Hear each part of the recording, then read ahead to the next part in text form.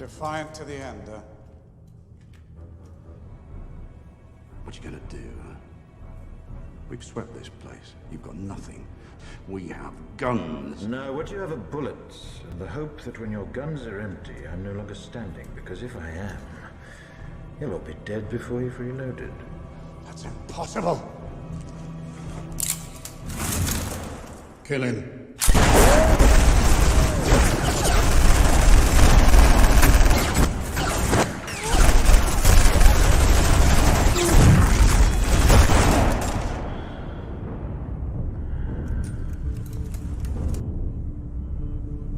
My turn.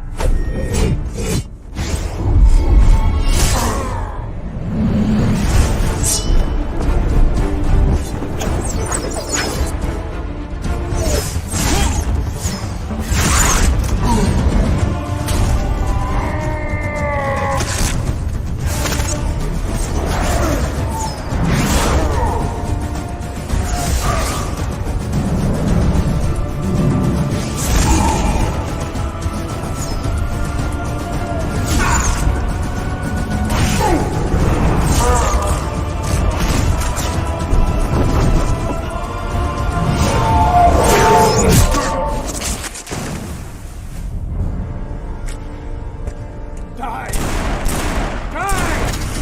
Why won't you die? Why won't you die? Beneath this mask, there is more than flesh. Beneath this mask, there is an idea. And ideas are bulletproof.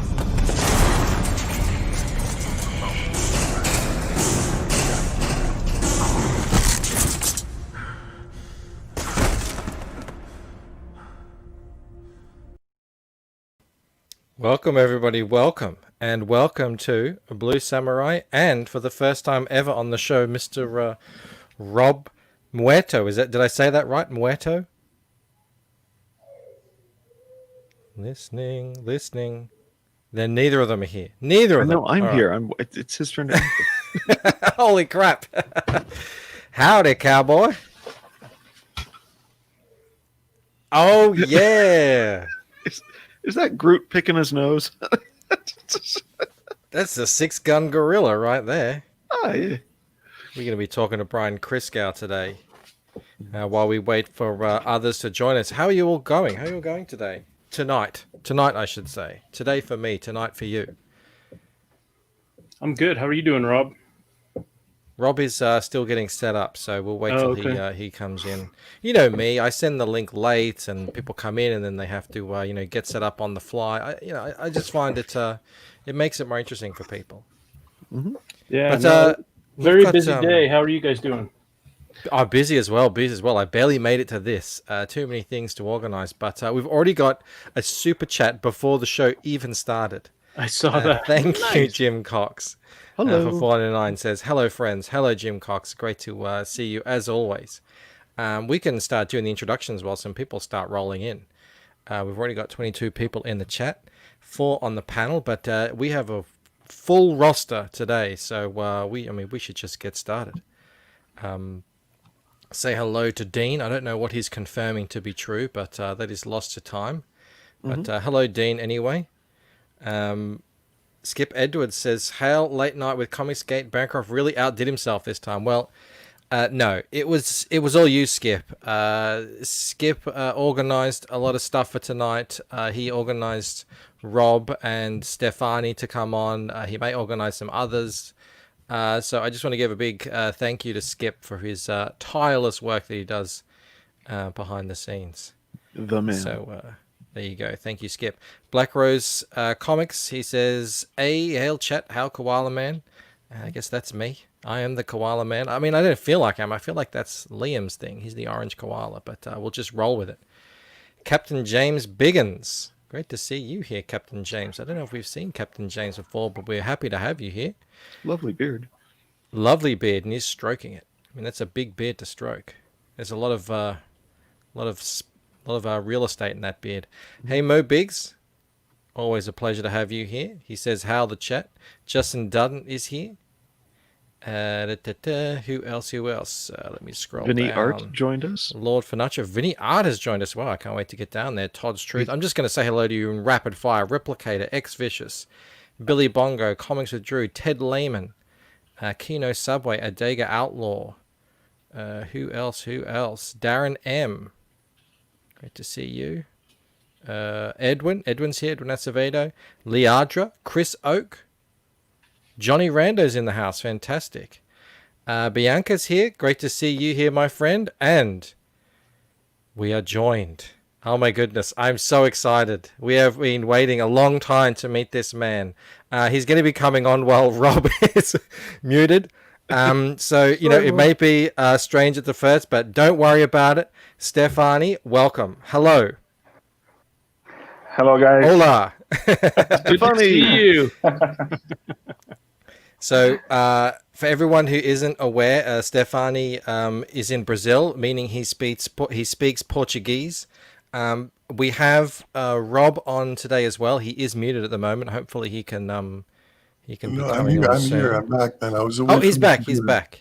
He's back. Everyone, we're good. Thank you so much for joining us. Thank you for having me. Yeah. No, it's my pleasure. This is our big Friday night show. Stefani is old hat at it. He's in the chat all the time, but this is the first time we've ever had him on panel.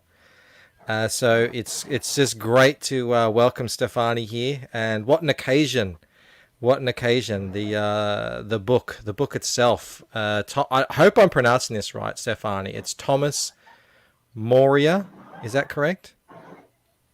Thomas Moria. I can't say it like that. I'll give it a try.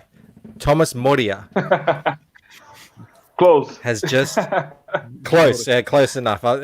My wife was trying to tell me some Portuguese words earlier, and the Australian accent and Portuguese, they don't really go well together.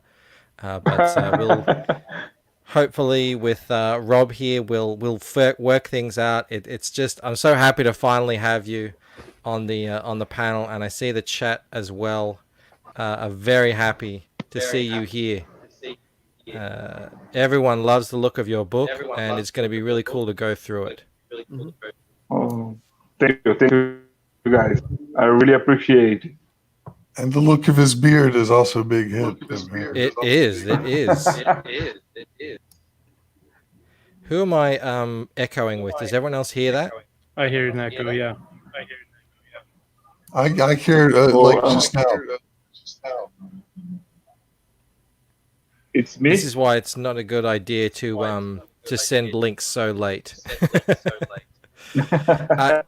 It's not you, Stefani. You have headphones on. Well, let me just try something here. Okay, I'm going to keep talking. I've muted Stefani, and it seems like the echo has gone away. And now I'm going to unmute him, and we're hearing it again. I don't know why that would be. You've got your audio running through your headphones? Yes. Stefani? If you have your audio muted in YouTube, but on in StreamYard, you should be able to hear us, and that might take out the echo. Or better yet, just turn off YouTube altogether.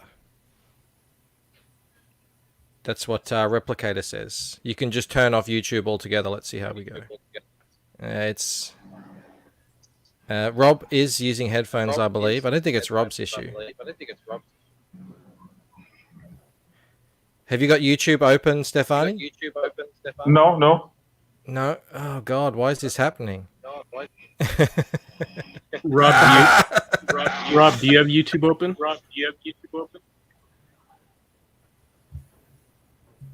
This is just... Guys, you know, it's at moments like this... I just need something like this. Let me. A hard-earned thirst needs a big cold beer, and no one deserves it more than David Booth. Yes, he didn't get that rock-hard guts from playing hacky sack. He got it from smashing boundaries. No high fives or jumping round when Booney made a ton. Just a tweak of the box and it's back to business. We want Booney for Prime Minister, or stuffed and put on display next to Farlap, with the word Booney engraved on the glass, and a big cold beer in his glove. And the best cold beer is Vic. Booney, fantastic. You guys might not know Booney. I'm talking. Not personally. I'm not hearing. Yes, I think we've done it. I think Booney did it. I'm going to open up a beer to that. Okay. Awesome. All right. We have killed the Echo, and we are all in business. Awesome. We didn't need to kick and re-invite. We just needed a VB ad. That's all we needed. Pal Ryder says, Liam is hurt that I haven't wished him happy birthday. I have wished him happy birthday. I did it on Twitter, but I will do it now. Liam, happy birthday, mate. Hope it's a good one. He's not stream sniping you, but if we didn't have such distinguished guests and not want to, waste their time, we could stream snipe him having a birthday stream, so you could type happy birthday into his chat, because as I've been commissioned to deliver a message, how dare you not show up in his chat during his birthday stream. There, I've scolded. I know. Oh, well, I'm in trouble. Can we welcome Brian Christgau as well? How are you going, Brian? Hi, Brian. Yo. What's up? There seems to be a giant gorilla behind you or something. Yeah, there is. That's the standee, actually, from the 2015 New York Comic-Con. Oh my goodness. Yeah, this was like hanging out like right next to my table. Cool. Yeah. Nice. And still in pretty good shape, actually. Got a couple of bumps and bruises, but it's holding up. My apologies for being late. I do have a good excuse though. I was out mailing comics. So. We don't consider this late, Brian. We're 10 minutes in. It's all good. It's all good. All right.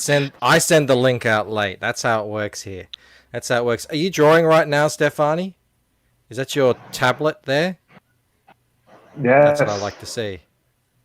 And hail, Stefani. What's up, Rob? What's up, Joe? What's up, Samurai? Brian. What's up, Brian? Good to see you, man. Good to see you, man. Working. Good to see you.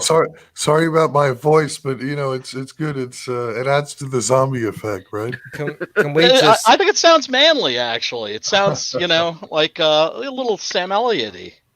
Hey, to anyone who's going to join me with a drink tonight, cheers. Double douche. Oh, how do you say cheers in Portuguese?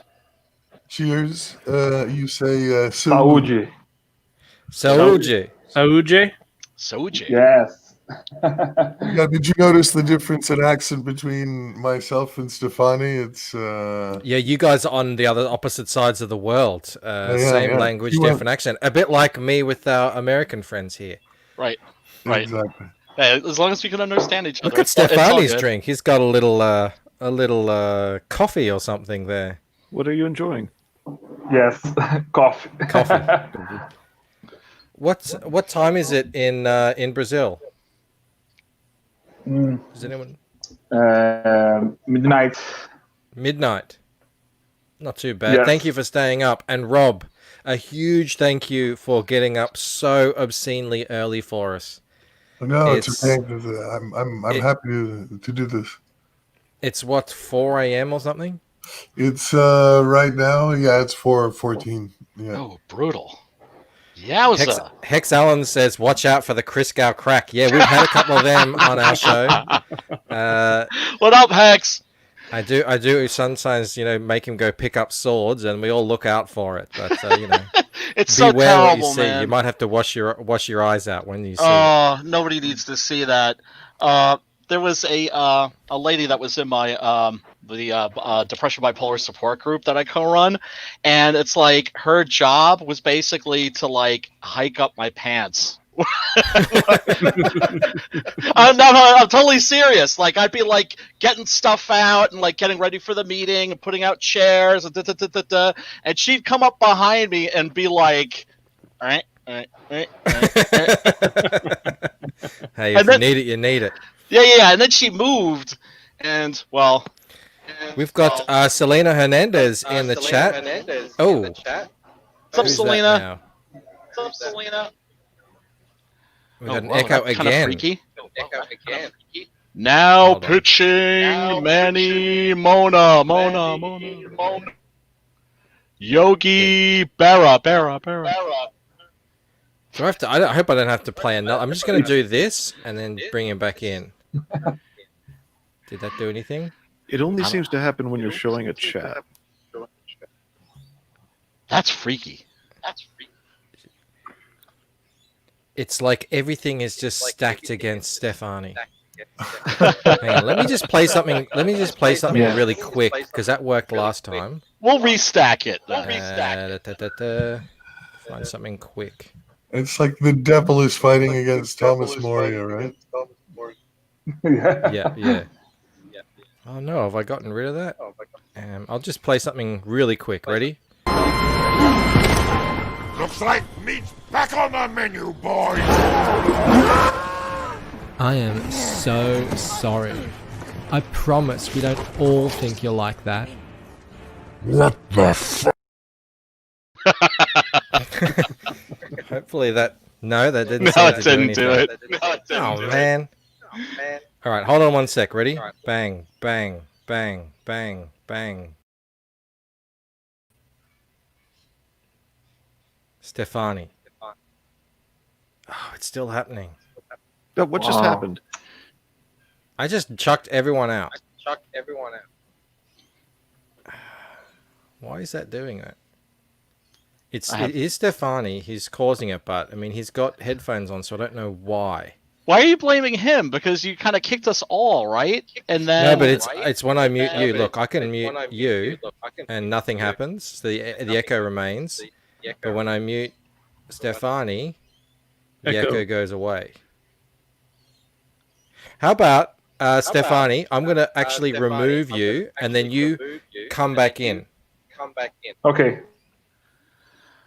That's actually you from the studio, and then you come back in. I remember that happening to me on a stream once, and like I left and just like reloaded the page and everything, and it worked swimmingly. What up, Roddy? Hopefully it'll work. We shall see. My goodness, man, it's just like when I hear that he's from Brazil, it's just like, what is it with all these great comic book artists that are coming out of like Latin America? It's like, is there something in the water? yeah. They all seem to come out of Brazil, and then the colorists come out of Argentina, out of the Philippines, Argentina, or Indonesia. Oh, Argentina, is it? Yeah. Like my artist on Six Gun, Adrian, was from Argentina. Beautiful Buenos Aires. Seems to be working. There we go. Glory. Hell I wanted to highlight that Selena is in the chat. Selena is the one who's actually hosting the campaign for Stefani. Yeah, hi Selena, and he had to do that because Brazil won't even allow campaigns to be made from. I think you mean Indiegogo won't accept campaigns from Brazil. That's what I'm meaning. When I'm trying to do two things at once, it all goes haywire. So, Stefani, how long have you been working on this Thomas Moria story? Well, maybe 1 year. Just 1 year writing or 1 year drawing? Writing, drawing, planning, doing everything. Wow. It looks amazing. It does look amazing. We didn't need a translator at all. I haven't seen it yet. You haven't? Here it is. We should play the trailer. Hell it's yeah! Fantastic. It's like Doctor Strange on steroids, but it's funny because I asked Stefani, we were speaking on another stream, and he's not influenced by Doctor Strange. Actually, he's more of like a Hellblazer guy, apparently. Interesting. Going more the horror side of it. I mean, there are horror elements we can see in here already, but let's play the trailer and then we'll come back to the show.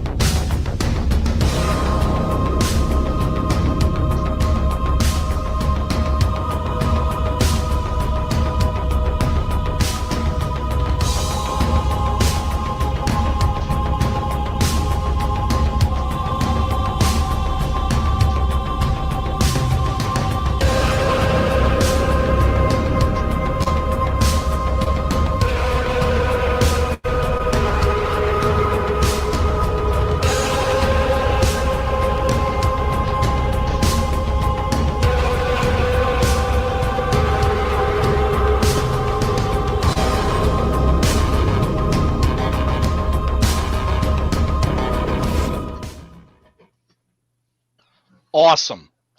Was that Awesome. was that some stock Thank you. music you found, or did you where'd you get that? I found in YouTube. Okay. It works. And my God, that's a great trailer, man. The art is absolutely stunning. Fantastic, man. Oh, I'm glad you like it. Yeah, it's wow, it's great.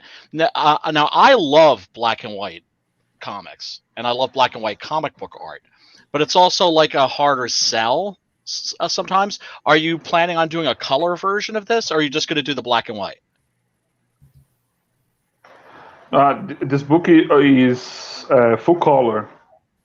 Oh, okay. Excellent. Yeah, those were just previews, I think. Okay, because like I said, I love black and white comics. It doesn't matter to me, but they are a harder sell. Oh man, it looks beautiful. Sold. Oh man, I'm definitely back. I've been talking this whole time and I've been on mute. So Hate it when that happens. That's okay. The show was great. It was much better. It was much cleaner. X Vicious wants to know if there's an Akira reference with the car. Oh yes. Where's the car? Is that Yeah, for sure. This one. So is that a panel in the book, or is that a cover? A Yeah. variant cover? What is that? Is that from the book? A promo. Just a promo. Just a promo. Yeah. No, like, just a promo. Yeah. Yes, it is, Rot. Yeah, it is, Roddy. That's a great image. It is. Stefani, could you tell us a little bit about how you heard about COMICSGATE and how you came into it? Even if you need to speak Portuguese, feel free. I'm sure Rob will help us out if you do. Yeah, go ahead. Eu descobri o COMICSGATE através do site do Ethan. Comecei a ver algumas lives dele e foi aí que eu tomei conhecimento desse movimento. Desculpa, através de que site? Do Twitter? Que site é que você... Do Ethan Van Sciver. Ah, okay, do Ethan, okay. Yeah, so like he found out about COMICSGATE through, Ethan's show, I guess. And that's how he even started understanding what COMICSGATE was all about. And Stefani, you're an established artist. You've worked for Marvel and other big comic book companies. Sim, eu trabalhei para a Marvel, eu trabalhei para a DC, Dark Horse, Aftershock. Só não trabalhei para Boom.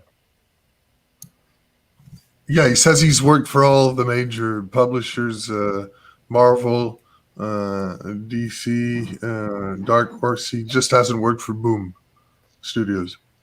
What a shame. Now you work for Stefani Renee. Now that's pretty cool when you have to mention like the one publisher that you haven't worked for. I know, right? It's badass. Right. I mean, we can just see the amount of talent on display here in this book. Yeah, man. Oh. Now, Stefani, I wish you had. I'm so happy.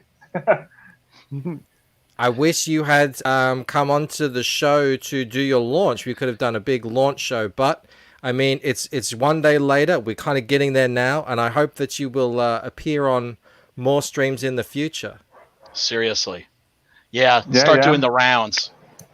Because this is one book for sure that I've been waiting for so long now, and everything that you've shown of it just looks amazing, from the concept to the art to the colors and everything. Even the logo. Yeah. It really is a fantastic package. Look at these monsters. Oh, it's awesome. Yeah. Now, Stefani, is this book a standalone and the story is finished, or is it going to be a series? I'm planning for 12 issues. Okay. Nice. 12 48-page books. Yes. Yep. Oh wow, Nice. ambitious. Like you, Brian. That's big. Just a little bit.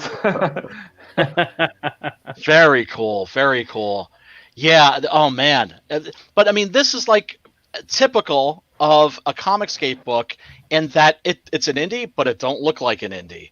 No. This looks. I mean, but this is what it's gonna have to be now. It's getting to this point.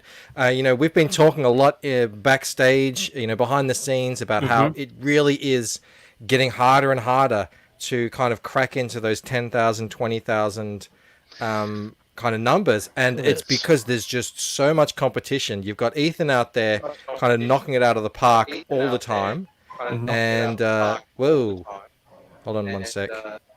It's happened again. I think the stream might be haunted. I know, it totally is. Yeah, I was just, and then from everyone kind of from that point downwards in terms of prominence, the books are just getting better and better and better. And, we all have to lift up our game. That's why I'm so excited for this book, because this is a new book that's coming out of the gate, just sort of smashing it on all fronts, art-wise and everything like that. So that's why I'm really excited to see this one go huge. Yeah, it's certainly deserving of it. That's for sure. Now, Stefani, are you still taking contracts with other books while you're doing this? While you're doing Thomas Moria?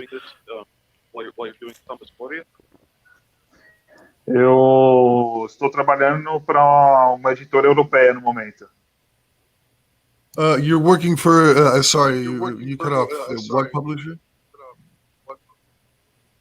Humanoids. Humanoids. Okay. Humanoids. Oh, okay. Yes. The humanity first. Yes. Have you heard of it, guys? Yeah. They published the Meta Barons. Yes. Oh wow! Yeah. Well, I'm actually reading the Meta Barons now. Sorry. How great is that? How great is that? I'm gonna try and mute Stefani just for a little bit and see if we can cut out the echo. I'll leave him muted for about 20 seconds or so, and hopefully it'll just decide to go away. Are we looking at Stefani on a phone or on an iPhone or an Apple computer? I don't know. We'll have to ask him in a second. I'm just going to let it sit for a good 20 seconds or so and see if that just gets rid of this effect. Hopefully it was. Please, fingers crossed. All right, let's bring it back in. Talking. It seems to be the thing. It just at some point it just starts kicking in. Great. Yeah. I wonder if it's an automatic adjustment in his audio system that if he's quiet for too long, then it becomes more sensitive until it picks up everything else. That's so annoying. Well, it worked when he sort of like. I'll leave. When he went away and came back in. Yeah, try that again, Stefani. He was about to say something. Okay. He was about to say something. This is a total non sequitur, but isn't Portuguese a cool sounding language? Yes. Hell yeah. I mean, I'm just enjoying listening to it. Yeah, me too. Because that's the thing about languages that you don't understand. All you hear is just the musicality of it. So it sounds to me like a cross between Spanish and Italian. Mm-hmm. It's as cool as Russian, and it makes me want Rob or Stefani to introduce us to Portuguese-speaking women. Oh, hell yeah. That's the natural impulse, isn't it? Yeah, man. Where are you at, Rob, that you're 8 hours ahead? I'm in Portugal, the old country. Rob is genuine Portuguese man. Mm-hmm. For your birthday. He's telling me yesterday that he was, he just learnt English in school. He's just a baller like that. Yep.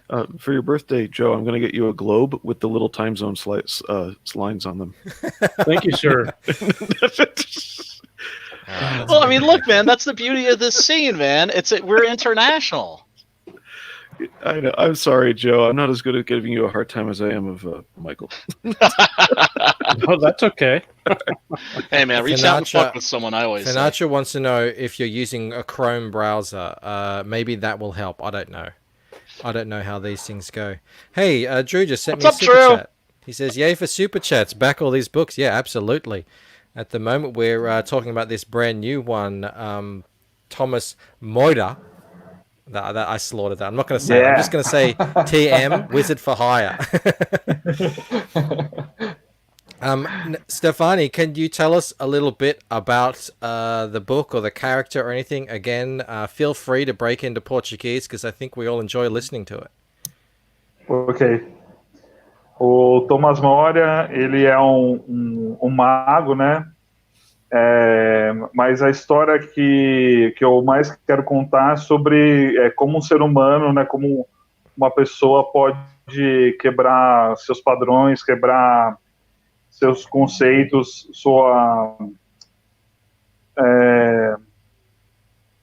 seu modo de pensar para obter mais poder, né? No caso, o Thomas, ele precisa alcançar um poder maior para poder recuperar a alma da esposa dele. E o que ele é capaz de fazer para ter esse poder. Yeah, so he's saying that Thomas Moria is the story of a magician, but he's more interested about the depths to which people are willing to divert from their daily life and their usual mode of being in order to attain power, because that's what he's trying to do in an effort to save his wife. That's sort of the inciting incident, is that his wife has been kidnapped by these high-level demons, and he's out to get her back.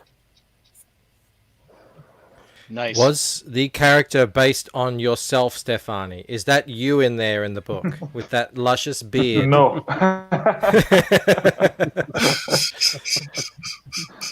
Why not? No. Your wife wasn't kidnapped by demons. Good to But hear. he sort of looks like a barista from Silver Lake. He does, doesn't he? He looks like one from Melbourne as well. Oh yeah, that's what they look like here. Also, the character in the comic looks way too fit to be a comic book artist. Yeah, there's a couple, but not many. True. And he likes a good beer. I like to see that. Nice. He likes to drink. Real man. So he looks like a member of the Proud Boys. He just needs that. Needs a steak. He needs that polo shirt. Oh man. So stand back and stand by. Yeah. How much of the book is finished, Stefani? Tenho 20% do livro já pronto já. He's got 20% of the book done and ready to get it out there. Now, Nice. we looked through your campaign and we saw a couple of things that worried us a little bit. I see that you have... Hang on, let me scroll up here. The echo has kicked in again. All right, so this one here, the client, the $200 tier, I see you've fixed that one. Because before it just said one book, but now it says, yes, you will be a character in the book. And good thing that you adjusted that because you've already sold two, so congratulations on that. Nice. Thank you. And I know you've said it on Twitter, I believe you have anyway. These posters, they're A2 size, aren't they? Yes. Oh, that's yes, big. so I'll look that's up that's like huge. I don't know if it's exactly this size, but they're really big posters. So maybe just write it somewhere on the campaign page. In the in the main area. Oh, sure. Like just somewhere. Maybe you've got them here somewhere. So just sort of under there somewhere. A2 size or something like that. Okay. And with the inches for the American audience. Okay, no problem. Para você usar o sistema métrico aqui dos Estados Unidos, que é com inches, para É, a audiência dos Estados Unidos entender. entendi sim. Okay. Aham. Mo, I'm not trying to suggest to fix things. I want this guy to make the most money as possible. That's all. That's my entire intention here. Hell yeah.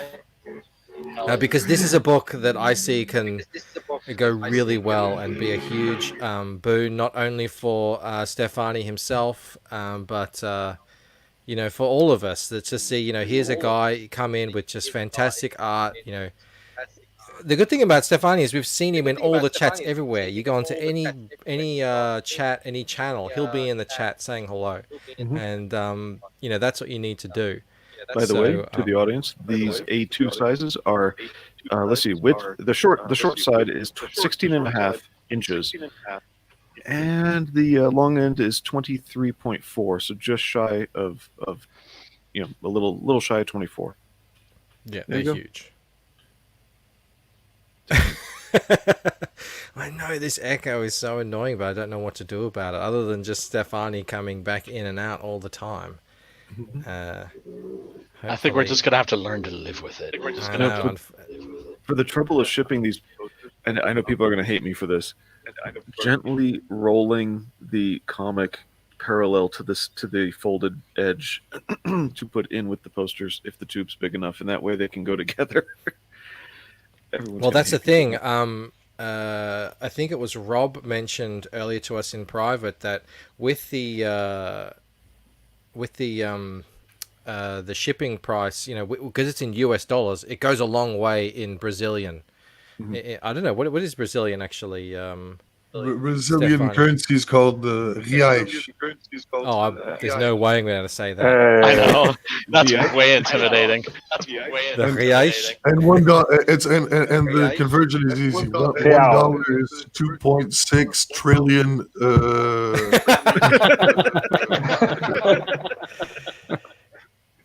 Yeah, so I was worried that he'd set his shipping way too low, but it all works out for his country, so it's all good. So I backed it as soon as I heard that. It costs us twice as much to send you the same thing as it does for you to send us something.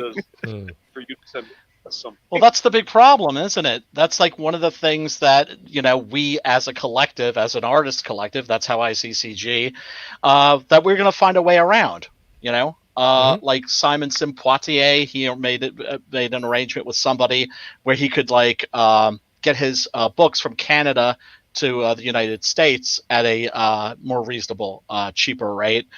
We have to figure out a way where we can, help our brothers and sisters in other countries get their books distributed here more cheaply, and vice versa, because none of us likes charging our backers $20 for shipping. No, I mean, it just is what it is. But For now.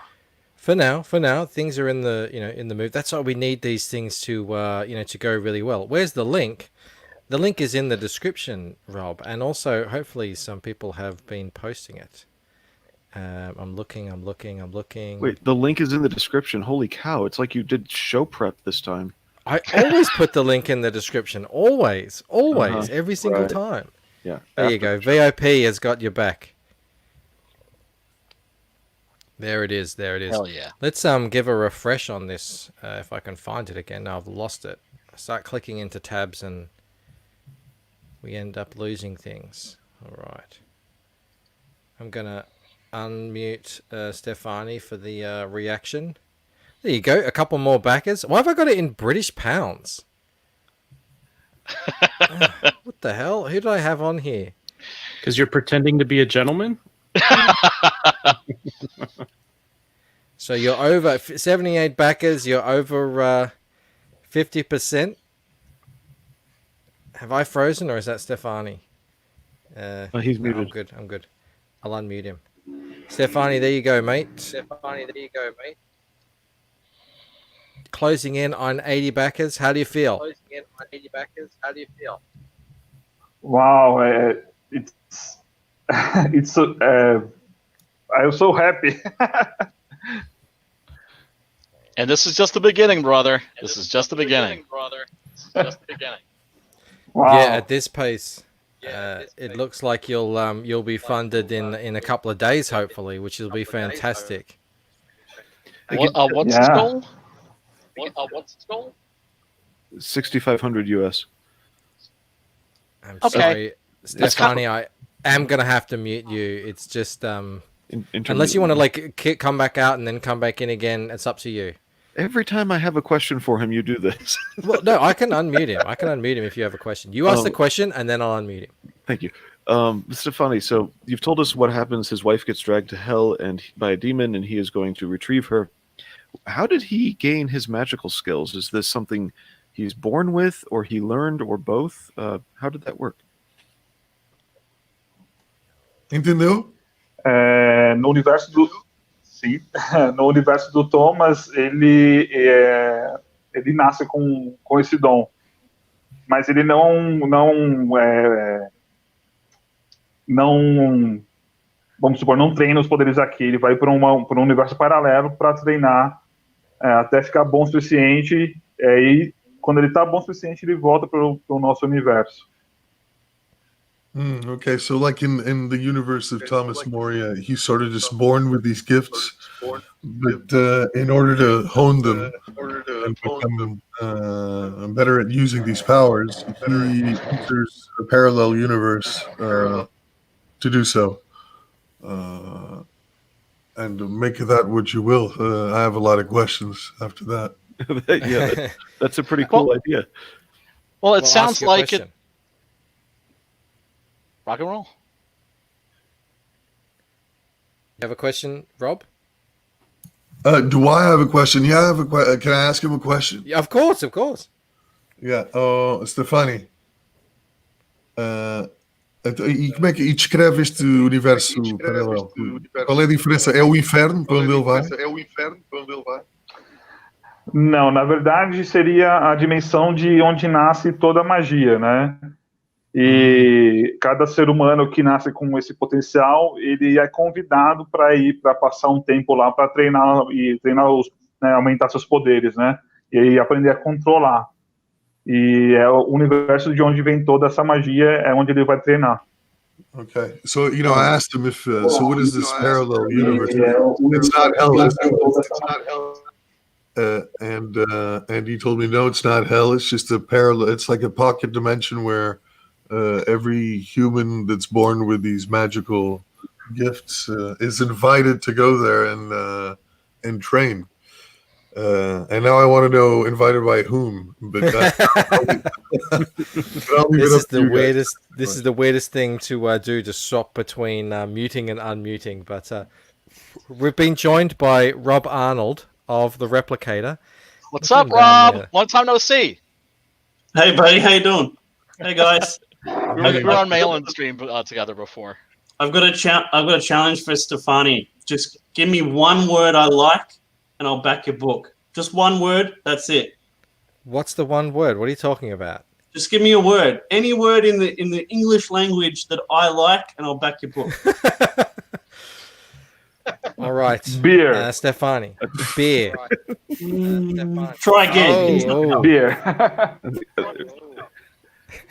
I'll give you a hint. What's the name of his book? Replicate.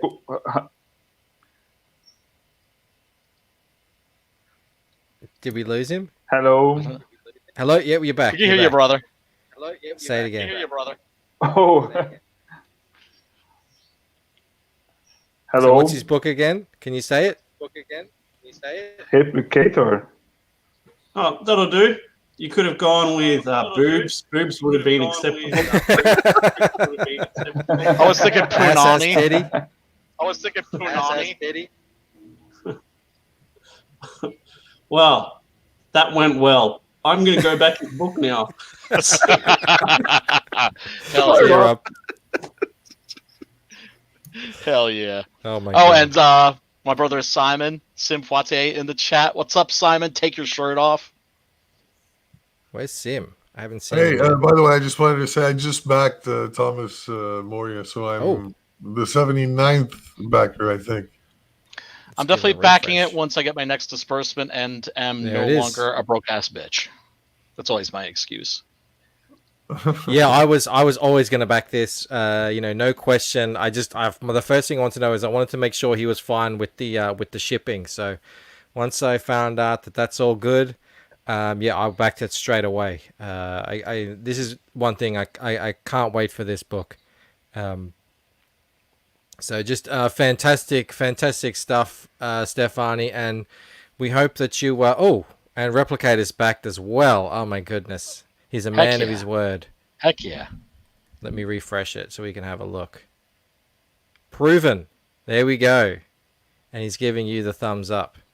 And it's so sad that I have to mute him. Why does it have to be like this? And then it starts again the second I unmute him. Oh well. Hey, imagine if the universe wasn't conspiring against him, how well the book would be doing. See what I know exactly. Yeah, it's like the whole Brazil thing, and he had internet issues. We tried to get him on for one of these streams a couple of weeks ago, and he had internet issues. And I mean, obviously, we thought there was a language barrier, but Stefani, your English is more than fine to be able to come on and say hello. Especially with Rob here, I know it makes things a little bit easier on you. So we're happy. We're very happy that Rob has joined us here as well. And that leads us into Skip's question for 299. He says, "What about Rob? Mailing list yet for you?" Yes, there is a mailing list. We should actually check that out. It's right here. No, I'm not sharing. I'm sharing the Chrome tab. Of course, you have to work against me. StreamYards. It's right here. There it is. Tales from the Classroom. And this is the second part, Rob. You've already had a Tales from the Classroom part 1. That's right. Is that how it looks? Is it that boring, the mailing list page, or why? or is What do there you mean? something else? Who said that? I thought there was like more material in it. There is. Oh, there is. Okay, I haven't good, scrolled good. down yet. I haven't scrolled down yet. Okay. All right. Yeah, this is that's a really cool pinup by Marco McCagney. The colors are really up my alley, in particular. But yeah, we're launching in and around or around Halloween. I'm not sure yet, but anybody that signs up for the mailing list, when they buy any copy of the book, they'll get a free pinup. And they'll get exclusive content up until the release, and obviously news of when the precise date will be for Part 2's release. Could you tell us a little bit, for the people who aren't familiar with Tales from the Classroom, what the story is about? Yeah, it takes place in a world where only monsters exist. There's no humans. I mean, humans exist, but sort of like as figments of their imagination. And in this universe, Rob, the protagonist, who's a zombie, he's like this kid that used to attend this high school called Romero High, an all-zombie high school. And he was the most popular kid in school. And then his family have to move to the big city, and his dad gets a promotion, and he changes schools to this place called Cthulhu High, which is a multi-species high school. And there's all sorts of monsters there. And he gets a very rude awakening upon finding out that zombies are very firmly at the bottom of the totem pole. And not only is he no longer the most popular kid around, he's treated like dirt by every other monster, basically. And he lands on the radar of Drake, who is Cthulhu High's most popular quantity. This vampire that's got everything going for him, and he has a pet peeve against zombies, and he really zeroes in on Rob and makes his life, or lack thereof, miserable. And in the meantime, he befriends this wolfman, Eddie, and they become sort of an inseparable duo. And it just follows the adventures of Rob, and it's sort of like a fish out of water tale. it's going to be told across 5 installments. Oh yeah, there's the ogress lunch lady. I love this book to bits. I really recommend it. It's a beautifully made book. It's a nice size. Like, what's the page count for the first issue? It's like 40, like almost 50, I think, because it has a number of tiny supplemental stories. And for the second book, we're really embracing the supplemental aspect of the book. It's going to be sort of like an anthology book in the same mold as Tales from the Crypt. You're going to get the old, pulp, the old horror comic. Nice. You're going to get the main storyline, right? The continuation of the main story in the first one. And then you're going to get these very chunky supplemental stories, which also offer me the opportunity to collaborate with artists and even writers that I really respect in the crowdfunding world. So one of them is going to be written by Von Klaus and drawn by Marco McCagney, and that's the team behind Monster MD. I don't know. Nice. Everybody's probably familiar with that book. It's fantastic. One of the biggest hits in COMICSGATE. And the other one is going to be drawn by Matt Krotz and written by myself. Matt Krotz of Kyrie, which is one of the best books out there. Sort of like flew under the radar. Is still flying under the radar, and I find is a criminally underrated book. Mm-hmm. And I'm also doing a very tiny 3-page continuation of a story that you already got on the first one with Alejandro Mirabal of Long Harbor. Nice. So, these are some very talented artists, and I'm happy that they're collaborating with me on this book. I'm sorry. Thank you. By the way, thank you for getting. All of a sudden, it became about Tales from the Classroom. I think we should focus more on. No, we can take a little divergence. Like I said, like I was aware of this book. I haven't looked too deeply into it, and we just kind of met for the first time yesterday. So, I'm more than happy to have a look at it. Brian, you had a question for Rob? Oh yeah, just that you mentioned a book that you said was criminally underrated that kind of flew under the radar. What book is that again? It's called Kyrie, and it's already yes. and it's a series. It's like an historical little fantasy that it's got a lot of European sensibilities, I would say. Interesting, nice.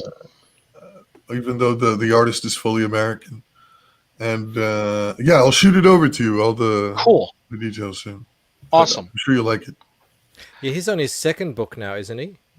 On his second book, yeah. He's funding it now. I don't know why we haven't had him on yet. Just time flies, I guess.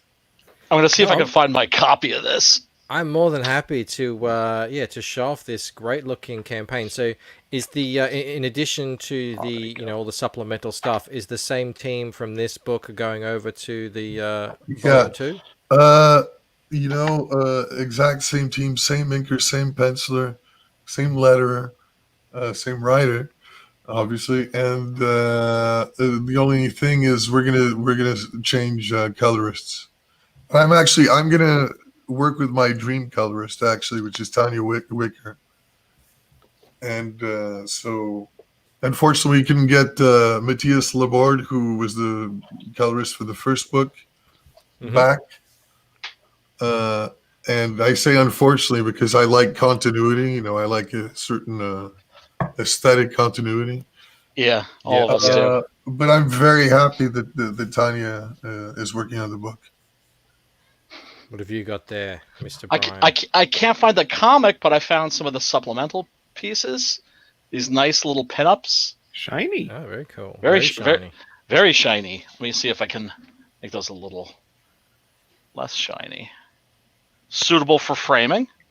Yep. Now, Rob, this is it's an all ages book, but you mentioned to me yesterday, it's good for adults and kids. I would say, yeah. I think the second book gets substantially darker, and also I would say it's more firmly in the young adult region, more so than all ages. Well, I think just in general, we've kind of gotten softer on that front with the kids. I showed my kids Astro Boy for the first time the other day. Ooh. And that first episode in Astro Boy, you've got a kid dies because he goes and has a car accident, and then the dad remakes him as a robot and basically tries to replace his son as a robot. Yeah. And then he treats him really badly and says, "You're not my son." And then that kid gets kidnapped and taken off to a circus, the robot. Astro Boy. And I'm like, this is all within 30 minutes. Actually, 25 minutes. And Yeah. This is dark. And my 8-year-old's like, what happened to the real boy? It's like, he died. He died in the car accident. It's like, okay. And she took it just fine, you know. I think you can be a little bit dark. We've forgotten that. I couldn't agree more. That's something I feel really passionate about.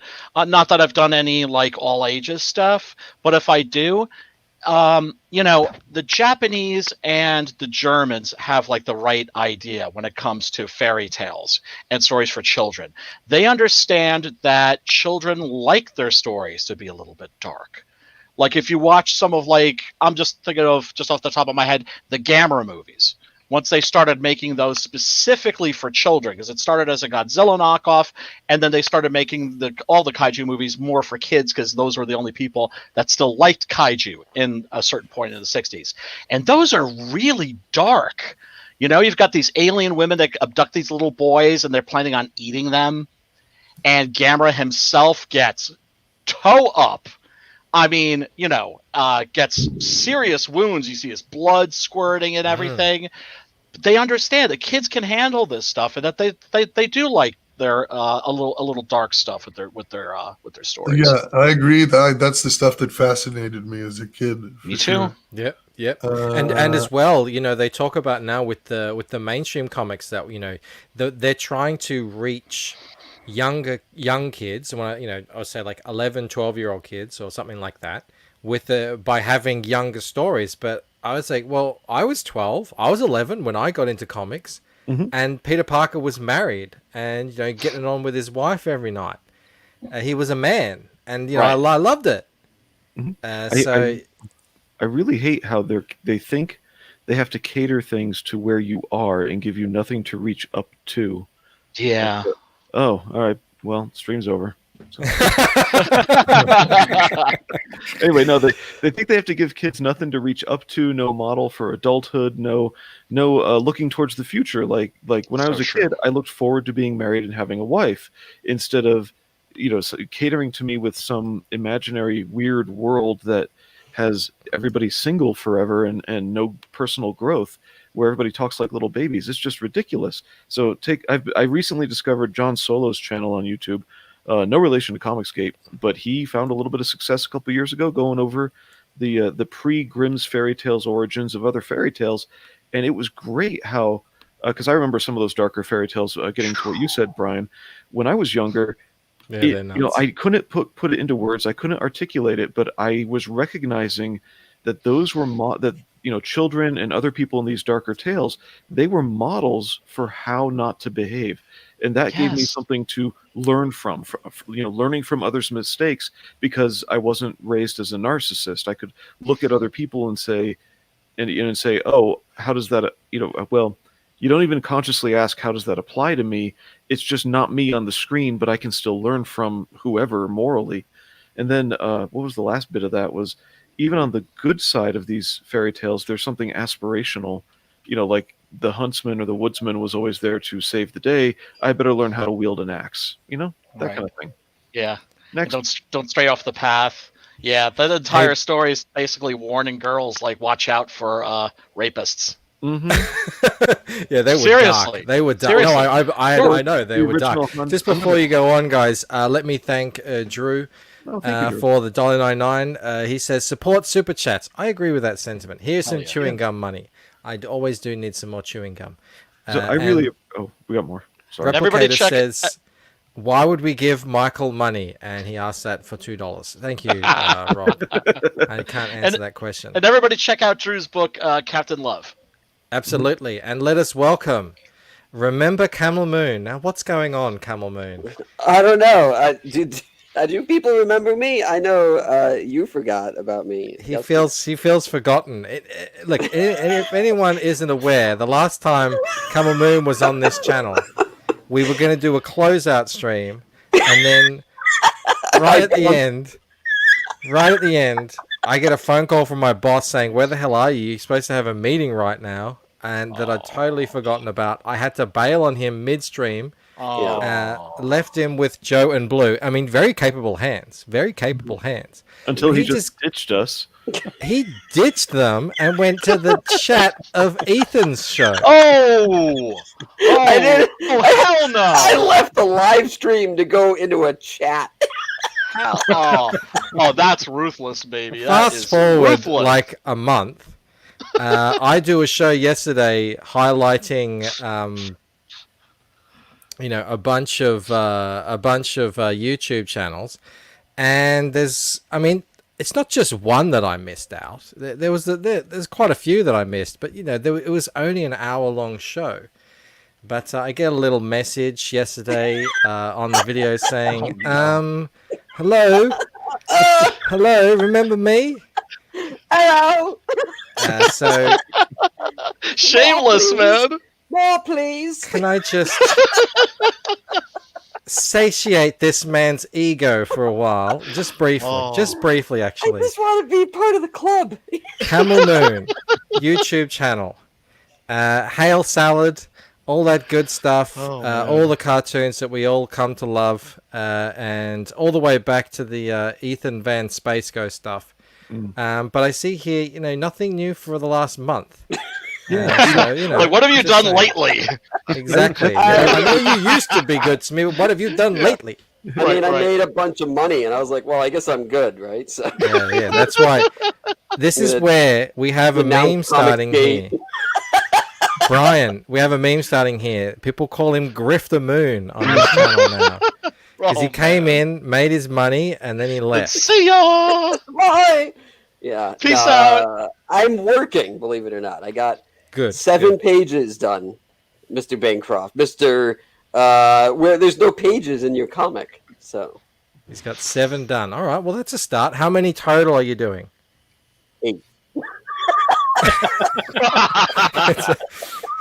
If you want it printed, you're going to need more than that. It's only 2 pages, right? Back to back, so it's a little pamphlet. It's a pamphlet. Yeah, there you go. It's the inside cover. You need to, when you go, I want it printed, just a cover. The front flyer. cover, the back cover, and the inside covers. There's a lot of panels you need to fit on those pages. Down in printing costs, You guys are not business minded. That's your problem. I know that is our problem. That's a good way to maximize profits, actually. Yeah. It'll be it's supposed to be 32 pages as it is. If we get to 50 grand, it'll move up to 40 pages. But that's it's a whiles away as far as the delivery date is concerned. So I think we'll be able to get there. Hey, since you came in late, you can go last. But have you seen this campaign? I have. It's getting a lot of word of mouth, and Ethan actually recently promoted it. I saw that. Oh, actually, I think Malin did too. Actually. Fantastic.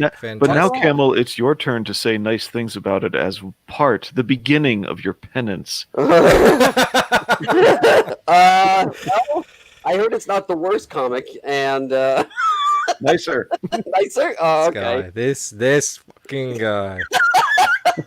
I actually, I don't really know anything about it, to be honest with you. Well, it's a wizard, a magician type character. He may look like a barista, or he makes craft beer, but he's a badass magician, and he fights demons. And Stefani here, we have to keep muted. He's like in audio jail, because every time we unmute him, this happens. Oh, is it like Donald Trump? He just keeps talking. Sorry. No, that's Brian Christgau. No, it's the echo. Oh yeah. So He's there. He's Brazilian, and he's a stand-up guy. And there he is waving. Look at him. Hang on. I'm going to go full screen on him because we've got him on the show. There he is. Look at him. Are you on your Handsome. porch? He's not on his porch. He's just got some blinds behind him. Oh, I see. Now I see. Yeah, I'm yeah, looking yeah. at it. Okay. Yeah. All right. So, yeah. Hal Stefani Renee, the guy's done it right. He came in, he showed an amazing looking book with this incredible art. I'm going to zoom in a bit, actually. Oh, man, it's amazing. And, he just went into every single chat and just started saying hello. I remember at one point he was saying, "Good morning, COMICSGATE," to everyone. Oh, that's nice of him. It was very nice of him. And No matter what people time just of got day. to know him. And, he's like, "I'm a professional comic artist, but I want to have my own book now. I want to do what you guys are doing." So, And so here he your is. comic has yeah. it has interior pages. I'm going to scroll down. I'm going to let him answer for himself. Stefani, does your comic have interior pages? Yes. Better than you already. 48 Camel. pages. 48. I can get to 48. I can do it. My wife is saying no. Hey, Stefani, I feel like this guy needs tats. He needs tattoos on his arms. Did you ever think of doing tattoos? Yes, I can do it. They're difficult to do. It's like a whole added extra hassle. Ooh. Stefani, what is your main priority? The book or adding toys to your campaign? Have you considered only doing toys? And No.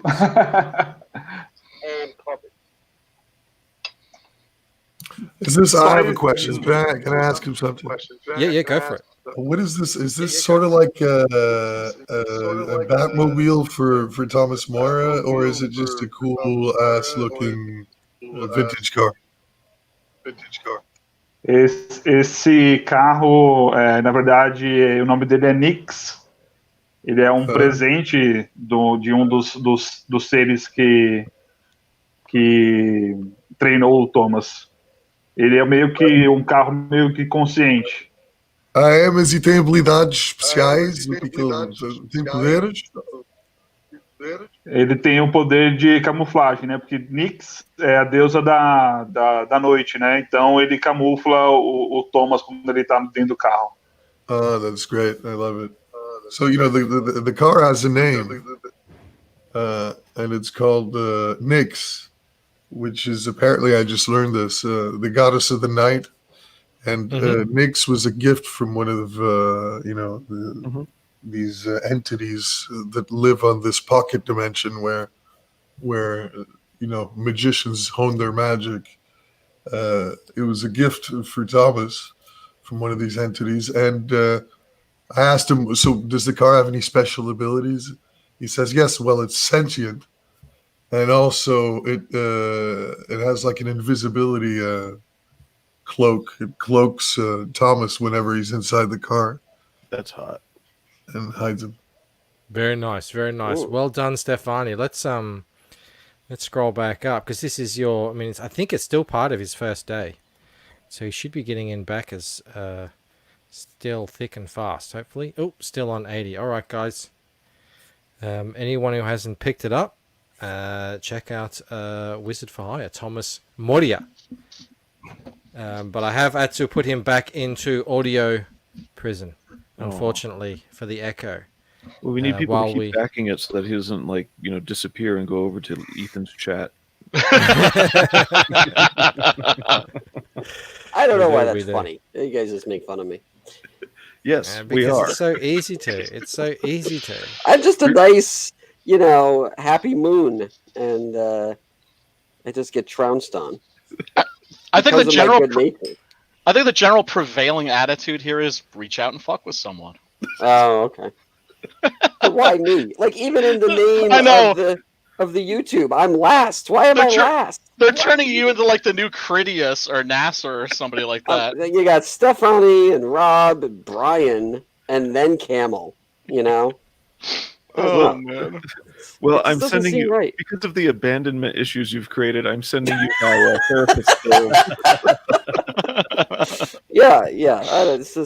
It's just, I want it to be fair, my name first. Oh, and then it's everyone fair. else. So It's that seems fair. to It's me. very fair. I've got a question. For you, Camel Moon. Yeah. True or false? False. I'm reading this off the top of a VB bottle cap. The biggest wallaby is taller than the smallest kangaroo. True or false? The biggest wallaby is taller than the smallest kangaroo. I don't know what a wallaby is. It's like a little kangaroo. Oh. So then false. Correct. Yeah. This man knows his Australian fauna. I majored in Australian outback animals. No, I forgot about marsupials to be exact. Yeah, all of them. But thank you. Another super chat. Thank you so much, Drew. This is so generous of you. $1.99. He says super chats are important. Again, I mean, I really have to agree with the man once again. They're not that important. For the parking meter. All right, you should probably stop sending them. No, definitely don't do that. What is Stefani doing? Look at him. Did he take us into the toilet or something? He's like peeing on. He can't even into defend the himself. loo. Got him on mute. I don't know if you folks in Oz refer to it as the loo. We do. Or the dunny. Oh, the dunny. Right, there you go. The dunny. If you actually went to the bathroom and just took a dump in the middle of the stream, I would back, like the highest possible tier of his book. Seriously, man, that would be epic. Yeah, Blue has it right. The loo scent is my book. The place smells pretty bad. Stefani is going to try the go out and come back in after he's taken care of himself. But we have many campaigns to look at today. Brian, Six Gun Gorilla, the big gun down. You are ending this campaign, I believe. It's going to be gone. Yep. When's that happening? It's probably sometime within the week. Basically, I am going to be retiring the trade paperback. For the first campaign, I had one cover. For the second, I decided to put a new cover on here, which is the Canaan White cover, which is, I think, pretty damn spectacular, colored by Derek Dow. And Canaan was actually really, really happy with how this turned out, which of course made me really happy. Keep your artists happy, folks, writers. And from now on, I'm going to be just selling it in floppy format because I find that a lot of people seem to get very confused, even though I tried to keep the menu very simple. Like I follow the McDonald's menu system with this campaign, which is to say, if you buy the trade paperback, you can get it by itself. It collects the first 6 issues. And if you buy it with the latest issue, the big gun down, you end up getting, I'll knock like $5 off the price. But I've just had too many people sending me messages saying, well, I don't understand. Why is one book $15 and the other one is $35? Right? So it's like volume 1, volume 2. It's like, no, it's like volumes 1 through 6, volume 7. So rather than with the next campaign, which is going to be 6 Gun Gorilla number 8, Cemetery Without Crosses, which is going to be illustrated by the immensely talented Preston Exit Only Acevedo. I'm rather than having people say, oh, well, you can get the trade paperback, and number 7, you're just going to be able to get like all the issues either a la carte by themselves or in a bundle, and I'll knock like 10. Do you have them already printed? Is that something that you have, or are you going to? I have to a bunch. Make them again? Yeah. The floppies. All the floppies. Yeah. I've got a bunch. Yeah, I got like a buttload of number 2s that are convention leftovers, and got like 40 of the other issues, except I'm out of issue number 1. I'm gonna have to reorder that. But so basically, this is gonna be your last chance to get Six Gun Gorilla in trade paperback form for, I'm guessing, like at least like 2 years. And the book runs 10 issues. The series, this arc, is going to run 10 issues. And when it's finished, maybe I'll release it as 2 trade paperbacks, or maybe what I'd really love to do is release it in one omnibus edition. Yeah, amazing, man. I'd be all over that. Oh, thanks, brother. Hey, Rob, have you read any Six Gun Gorilla? I have, and it's fantastic. Oh, thank you. Yeah, and there's I've just put him down, and there he is. There, our own Joe Albino Thunderbuns showing off his copies. Oh, thanks, yeah, man. I should have brought mine Thanks for in. backing. This is what I'm reading right now. Hey, you get me shirtless as well, part of it. And Brian, this is for you there, partner. Oh, hell yeah. Oh, that is awesome. Sweet. Bitchin' wicked cool. I wonder if that's the original trade paperback. You'll notice that has a different Six cover. Gun. Oh, hang on. Let's bring that up here. Shirtless Rob. Yeah, you can't get that Six anymore. Gun Gorilla. Yeah, this is one I remember originally. Yeah. But I didn't grab it back then, unfortunately, because I have since read nearly all of the trade. I'm such a slow reader. Like it's a comic book, and it's taken me a month to get through it. But by the end of the day, I just crash. And there's nothing wrong with that. I find it hard to keep my eyes open. This is why I'm still only 15 pages into Skip Edwards' script. But no, look. I can happily say I love Six Gun Gorilla. It's amazingly written, and it's a really fun story. I mean, it's just a great character too. I loved that when he when his kind of adopted circus family. I'm not going to spoil anything, but something happens with them, and he goes on a bit of a cool gunslinging rampage. It's a great moment. There's a lot of heart and humor, and I really can't recommend this book enough. So I'm so happy to have you back on after I've read most of it. Now I haven't read. I think it's the last one in the trade, and then obviously not the last issue, but it's on my to read list. Oh man. Thank you so much. Thou art too kind, sir.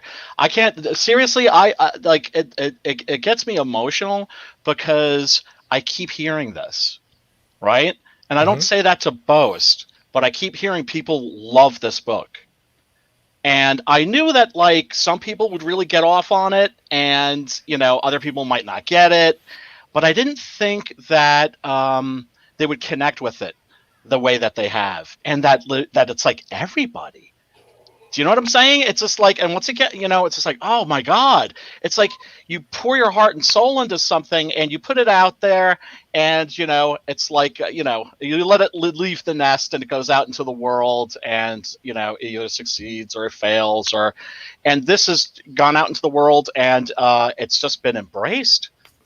And smothered with kisses, Oh God, it's such an incredible feeling, man. Such an incredible feeling. Ethan loves this book. Cecil loves this book. You love this book. Mandy loves this book. Joe. Rob. Yep. Oh my God! Thank you so much. Thank you. Yep, Thanks I've highly recommended it. Multiple times. It's one of those things where I didn't know how the concept could work beyond being a comedy book, but then people backed it and were talking about it, and they said, no, it's not a comedy. It really is an Old West story. And when somebody described it as I can't remember the exact quote, but it was basically the Edgar Rice Burroughs original Tarzan meets the Old West. That's when I backed it. And that's the man. Almost nobody has picked up on that, which I find fascinating, because that's like my secret with the story, and that like so few people have figured it out.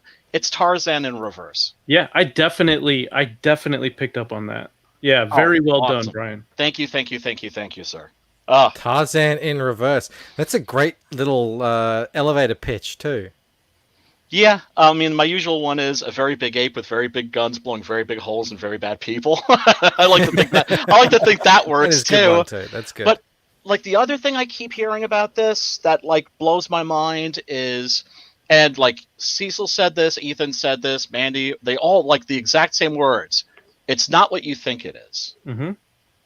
And I'm like it's man, it's just like I'm so grateful that it's just like Adrian and I, it's like we pulled this off.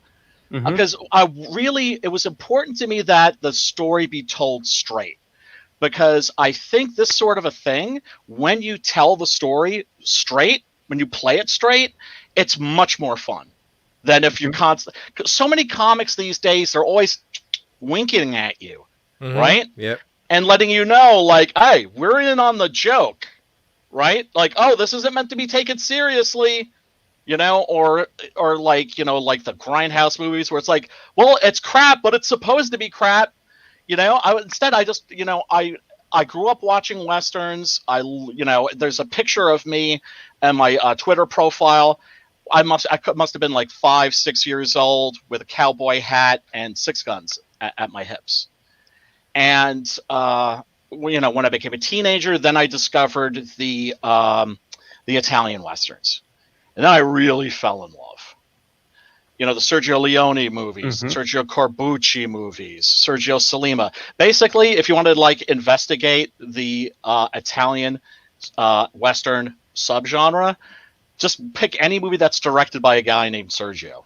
And you'll seriously, it's not even joking. Not even joking. That's why Camel Moon is doing comics now, because he didn't change his name to Sergio. If he had done that, he could be like a massive director by now. Hey, I tried. The Hollywood wouldn't have me. No, yeah, it's because you didn't change your name to Sergio. Yeah, there you go. Yeah, that's maybe if I could go back. If I could turn back time. Replicator, Winchester 76. Yeah, that's a great one. I also love the Howard Hawks Westerns, John Ford, you know, Shane, High Noon, all that stuff. What I love about the Western as a genre is that it's mythic. And that's what it's like you read like the original Edgar Rice Burroughs Tarzan novel, and pretty much like the latter half of it's rubbish, or at least like, you know, the ending is rubbish. But when you're reading the part where, his parents crash land in the jungle and the Manjani discover him, and he's being raised by the Manjani as one of them, as one of these apes, you immediately have that feeling like this isn't a story, this is a myth. That this is myth making, this is a legend.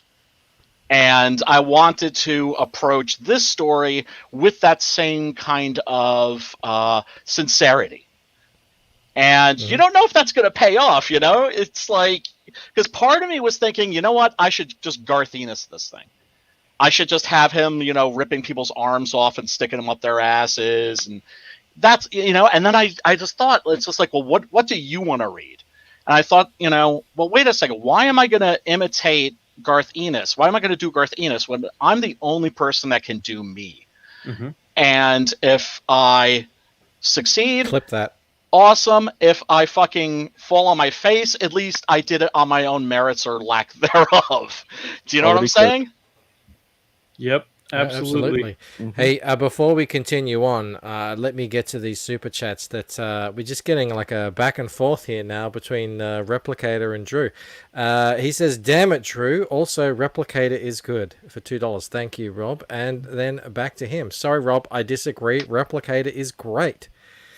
And then this is for you, Brian. If you start crying, he's going to unback. So just, you know, chill out a little bit. I can't help it, man. I can't help it. Like I just want everybody to know how warmed to my core I am that people have embraced this book the way that they have. I think Antoine has brought us a very salient question here.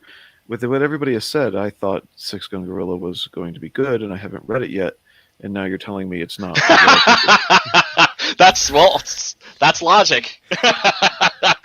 But it's like, yeah, no, it's. I think people, they all said that it was like deeper than they thought it was going to be.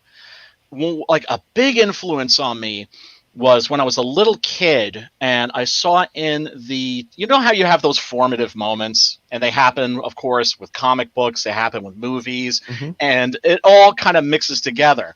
You know that none of us are licensed, but go ahead. Okay. So I'm like flipping through the TV guide, and I see that there's going to be a movie called Blackula.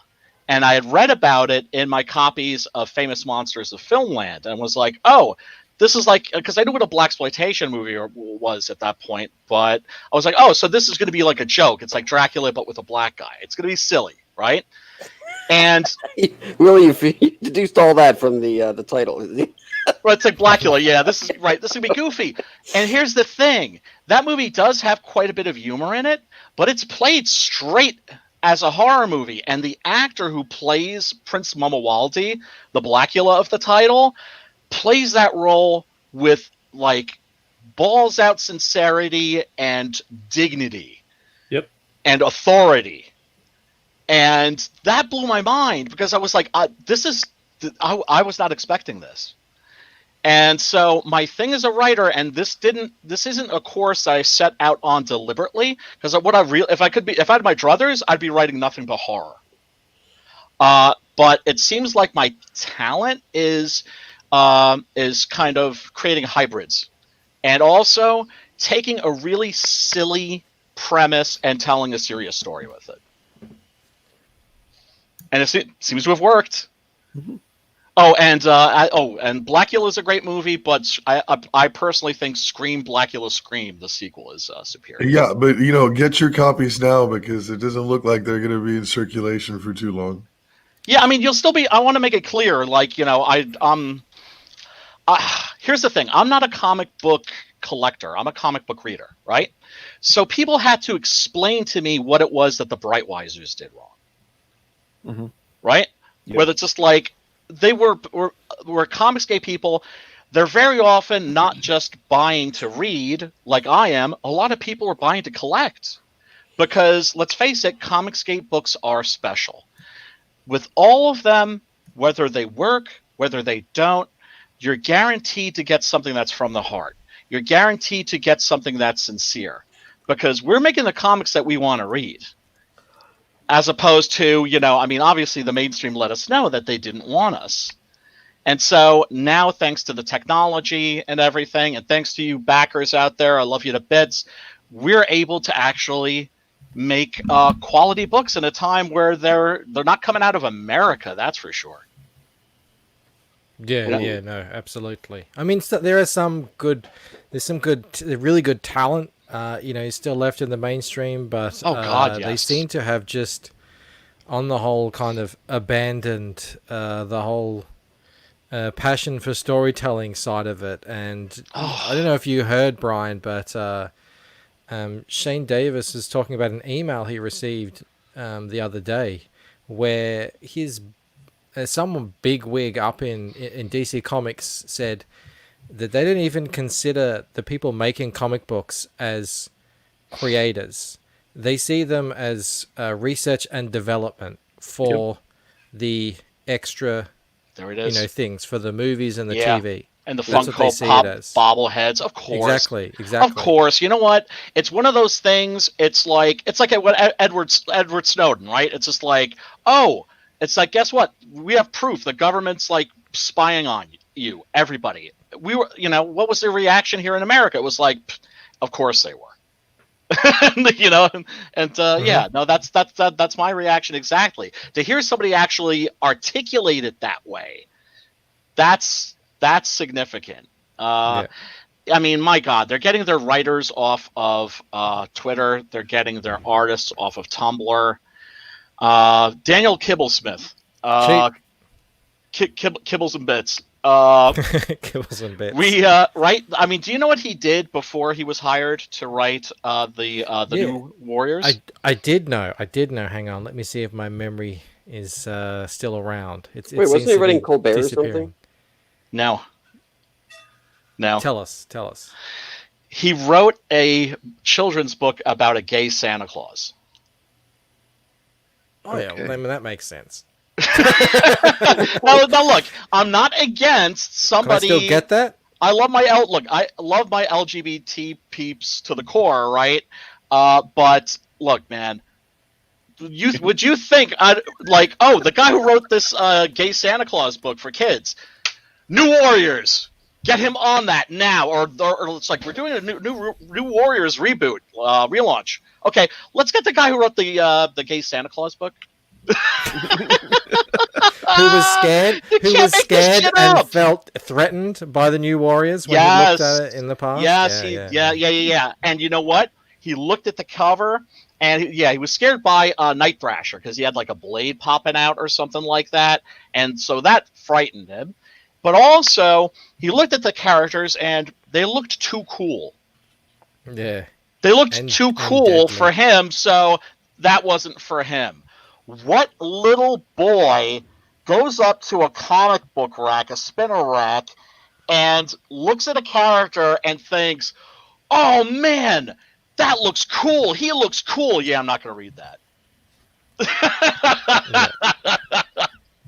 It's insanity, man. It's sheer and utter fucking madness. Hey, it's we have to give extra special thanks again for the good Rob Muerta, who has joined us today at this insane hour. Let me just bring up his... Hail, Rob! Hang on, it should be in here. Thank you so much, man. It's my pleasure to try. No, it's been my pleasure to meet you as well. It's like this thing you do on Twitter, you know, you're... it's just campaigns you're on there. Okay, let me pull up. I got rid of it for some Camel Moon guy. Yeah. No one remembers. What is there to remember? There are no pages.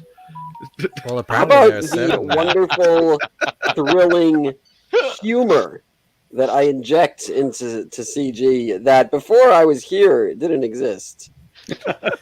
So there we go. There we go. He has a case. You know, So, is anybody else having this same issue with the freaking dimensions that Indiegogo require for the pinups and for the art assets that you use in the campaign? They're so ultra specific.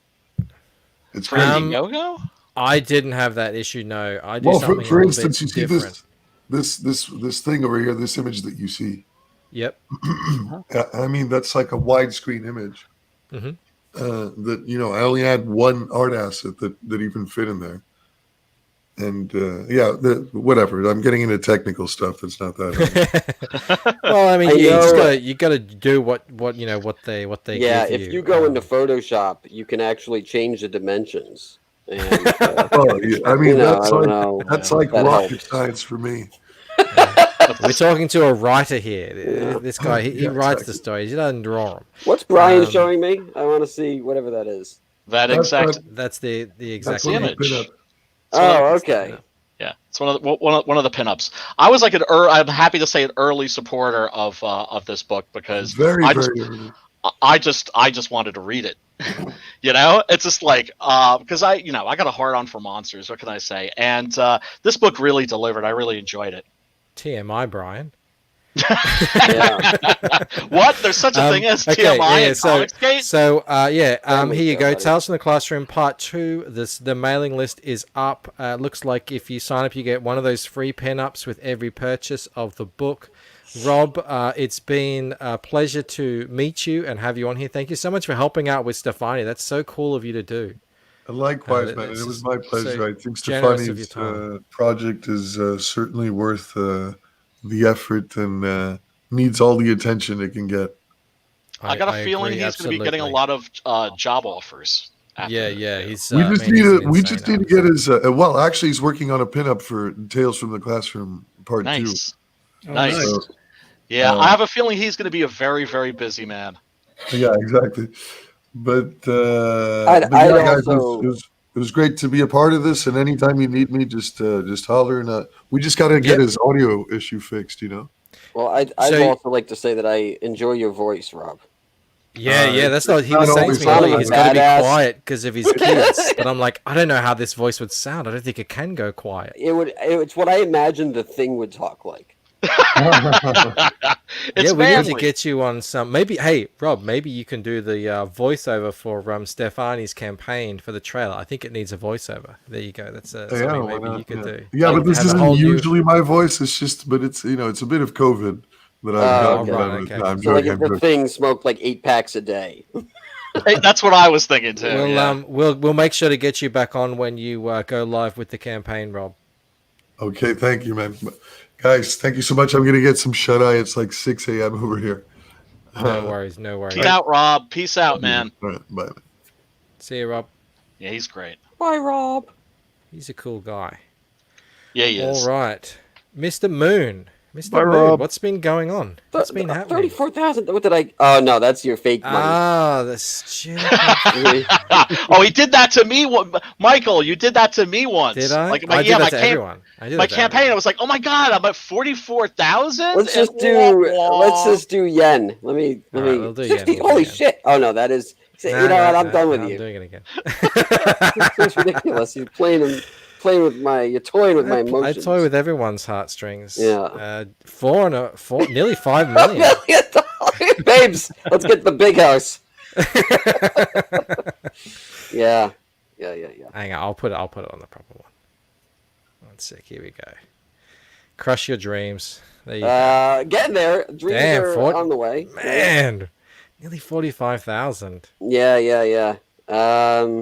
I think it'll, once we get the next episode out, Charlie Snogan is officially doing a new cover for me because it's COMICSGATE. And we're going to be putting out on Halloween. We're going to be doing the official phase 3. And it's going to come with, what we're offering is going to be a 48-page book. And it's going to be the entire comic in black and white on blue line. And it's going to have 8 pages of pinups in the back. And it's going to have the Charlie Snogan cover, and it's going to have the piece that I just put up on Twitter as the back cover. It's like an ink piece, and that'll come with. Can you share that with us? I mean, I can show you the. Yeah, I mean, I'll just go to my profile here and pop that up. And I will put this in the old chatto. I noticed the skills at neurolinguistic programming that Camel Moon is using here. He's putting out, got a piece up, things like that.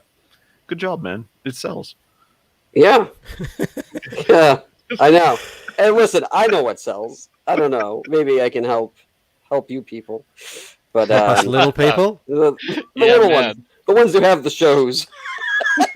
I know. Speaking of shows, everybody definitely watch his videos, but make sure that subscribe button is red when you leave. Yeah. Turn the bells off. You don't need to know anything. That's pretty wicked, man. Oh, thank you. Oh, nice. Beautiful. Yeah, so you get to see... we do like to hang it on our good friend Camel, but he's a man of many talents. Yeah, that's my Frank Miller house style. Oh.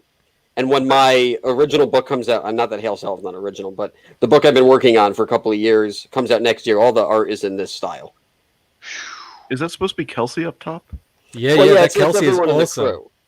So it's like there's Anna down on the left, and Oh, okay, I see it now. Anna, Cecil, Ethan, Frege.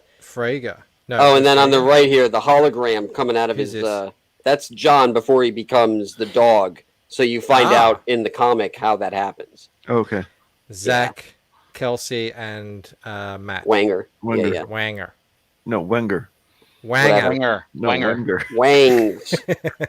I love being on his show because I just like the way he said 6-gun gorilla. Gorilla. You go back 6-gun gorilla. Yeah, we love Wanger. He's a natural character. That's really cool. Yeah. Right, so thanks. Yeah, it was fun. It took me about a little over a day. And it was nice. It's I'm actually going to, when we do on the 31st, I think that's when the next episode is going to come out. I'm going to have a big push for Hail Salad, and I'm making sure that the new thing we're offering isn't just another cover, right? Because I don't want people to feel like, oh, I got to, I'm going to return, so it's supplemental. So if in case you want it in addition to what you're getting, it feels like it's actually worth the money. But what we're also going to offer is it'll be one tier, and it'll be every single thing in the campaign, every single thing we've offered, It'll only be a one quantity, and it'll also come with that image you just showed. It'll be the actual hard copy of that art. A subscription pack, so to speak. Is that what it is? I guess. I think so. I just call it the art pack because it's the actual only piece of tangible Hail Salad art because everything has been digital. I think this is very innovative of you to sell this way, where you're selling the innards, and then all the covers are separate, not stapled to the innards, so that people can just put whatever cover they want on the innards, and you're not, killing all these trees to print so many copies of the book. So. Yeah, like I never said you were getting the comic. You're going to get a cover. If you want, then decide what cover you want, and then you can just staple it to whatever issue that you want to buy. It doesn't even have to be Hail Salad. You can put it on Cyber Frog. You can put it on Lucent. Wherever you think the cover looks best is really where we want you to put it. Right. It won't fit on the Lucent. That's a 80-pager. Hey, so you're doing a spot whatever thing, right, dude? UV, yep. Yeah. So how does that work? It's like velvet, and then there's like a laminated section. No, the velvety one is the soft touch cover. Okay. That's what Magic Cop is, and there's one just recently that's doing it as well. And I can't remember. Anyway, yeah. No, I'm doing a matte laminate, so it's more like the what they did with Vestige. So let's get that really matte finish on the normal part, but then the spot area is just gloss, and it's a high gloss. It's a high sheen. So when Clint did that too with yes, Clint's done it as well. Yeah, it really you can do it to make it really stand out. The matte has to be laminate. It has to really be a very matte finish, so that the gloss, so you get that high contrast. Sure. That's why I thought it was velvet, because it is so different from the it's not just like a normal matte paper. It's got an actual coating on it. Yeah. So if you actually just rotate that a little bit, you could be able to catch the difference on the light. Oh yeah, very good. Right. So these areas are raised, so it's almost embossed. It all sits on top. Yeah. Okay. And also on the back. Oh yeah. Right very good. there. When you guys send it to print, how does that work? You send it. It's like so. two What files? you do is you send you can send, because it'll be the cover. You just can send a separate file. I mean, you can do it if you are proficient in InDesign. You can do it all in one file and make it as a spot color in the PDF. Oh, I see. Fine. Yeah. But you can also send it as a separate file that's just whatever you want in the gloss, in the UV, in a black or something like that, and they'll be able to work it out. You just got to give it a little bit of a bleed, a little bit, like maybe I don't know what it is in inches. It'd be like 1/1000th of an inch or something, but yeah. I don't know, in millimeters it's usually about 1 millimeter. Kind of bleed over the area so that the alignment issues are all fine. Okay. Yeah, I wasn't sure if I was going to do it. Most likely, I'm not going to do it for this campaign, but I'm actually. You've got your foil covers and stuff. And yeah. So it's like we already have this campaign's gimmick, But for the next one, which I'm already working on what we're going to be offering for this next campaign, and it's like Ethan, right? Or you have all this stuff coming up, and then you have to start like thinking about pacing it out because obviously I can't offer it all in one campaign, so but the next campaign will have it'll have obviously the second issue, and it'll have the full season of Hail Salad. I think it'll end up being 10 episodes this season. Nice. Antoine asked who printed that. If you're talking about Downcast, Clint has said he's got a local printer that he uses close to him. I'm pretty sure. I don't know. Yeah, I don't think it's Mixum. No, I don't think it's Mixum. And Drew says it's a quarter of an eighth of an inch in the US for bleed. But I'm not talking about paper bleed. I'm talking about bleed on a UV spot, which isn't going to be as large because you're actually going to see the bleed. It's just a little tiny extra bit. Yeah. So that you don't get any, especially if you're doing it over a logo, you don't get any areas that aren't. Here you go, Black Rose Comics. Narwhal plushies. Exactly. Yeah, exactly. So that'll definitely be something I'm going to look into for the second campaign.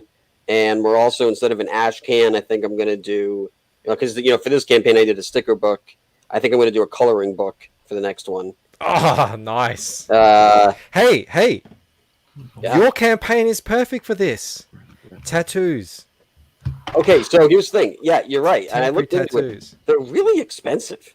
Are I mean, they? they're like really, really expensive. Like even if you, it's really hard. It was hard for me to find a company that would do them in bulk, and so then you had to do minimum quantity, and like per tattoo was $15 to $25. I was like, it was ridiculous.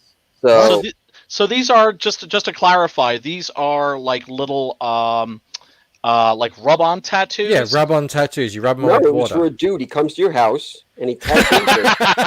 I mean, it's cheap for $25. Right on your forehead. You have to pay him to do it somewhere else. So Yeah, yeah, I mean, for no, rub-on. I'm just wondering if the technology has changed at all, because I remember when I was a kid, they would fall off really quick. I'm just wondering if these maybe like hang out a little bit longer or something. Or No, I've got my kids have them all the time, and they're not what you remember as a kid that you get in your bubble gum. They're pack. legit. They are legit, and they look amazing. The color is really good. It looks like you've had something properly printed onto your arm. Wow! And if you get a good quality, you can even get gold ones and stuff. I think that's why they're so expensive, because they're not the throwaway tats that we grew up with. In like, right. That's interesting. You know when you peel it off and half of it would kind of like crack off and stuff. Yeah. They go on good. Oh, that's why I was thinking of it, because my kids do them all the time. They love them. And we were talking about, all these little extras and stuff. A lot of the stuff that I get, I just end up throwing them in a drawer because they look cool, but I don't have things to stick stickers on, for example. Right. Or I'm not going to wear, what do you call them? We call them a badge. What do you guys call them? The pin on things. Patches? Like a enamel pin? A button. You guys call them a button, don't you? Like those, what do you call them? Just like we call them a pin. It's like a round metal thing. Yeah, like one of these. Like one of them. There you go. The comedian pin from Watchmen? Yeah. Yeah. Okay. Exactly, like that. Exactly. Like, I'm not going to put that on my bag, for example, or my jumper, or whatever, or sweater, whatever. I'm getting caught in some Australian words right now. But my kids love them. My kids love them. They take them and they're walking around now with black and white things, and they're collecting cards and stickers. And all. My daughter really wants my graveyard shift sticker, but I don't know if I want to give it up just yet. But she'll probably end up having it. I know. What are you gonna do with it? I don't know. I just have it in my drawer. I'm like, I've got that now, and patches as well. Yeah. What are you going to show us there, Brian? Oh, I was just gonna say, because I don't want to co-op the conversation here, but I could always send her a bunch of these. Yeah. Next time I've got one. Don't worry about it. Next time though, I gotta get these printed bigger. Like this is was much smaller than I thought it would be. Whatever. Yeah, you got it, guys. If you're gonna do this stuff, you got to print it out to yourself at home to get the scale of it. That's 6 a.m. Oh my goodness. Yeah. Oh yeah. It's by 6 a.m. aka MC Mark Marianelli. Chews them up like spaghetti, or maybe some Cheerios. Who's this guy? I decided to don some hell salad colors. Nice. Nice, Joe. Represent. He's rocking the shirt. Now he's rocking the hat and the collar. You look like a grandmother from the future. Drew, I've never. Seriously, I just feel so blessed. Thank you, Drew. He says maybe everyone could support these books already. Yeah. Well, hopefully. I'm only $60-something away from 45,000. You could can't come to me anymore. I backed this book twice. Yeah. So I'm hoping that I can reach 20 if possible before ending this campaign. But still, 20,000. Yeah. What do you want? I'm about almost. Yeah. So it's like 2,500, and you've reached 400 backers, which is that was that's massive. Thank you. Yeah, that was major.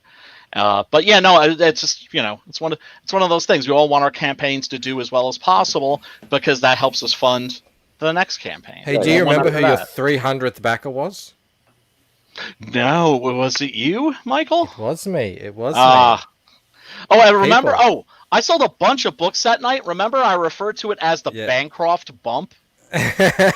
Yes. The Bancroft bump is still in effect. Hell yeah. And then when it doesn't happen, we call it the Bancroft slump. Yeah, I think we've all been in a Bancroft slump for quite some time now. Oh, I've been in one for a long time. Just ask my wife. Why does Mel keep bringing up like old photos from a couple of years ago, saying, "Look at this, you looked really good here. What's going on there?" Well, hey, speaking of Mel, I tried calling you. She's listening. I hope she's Those listening. are called hints. Yeah, no, it's called fat shaming, is what it's called. Anyone knows my wife? She's like she's the most anti-PC woman you'll ever meet. Oh, that's so awesome. she's all about fat shaming. She's not fat shaming. She's complimenting the skinny guy in the photos.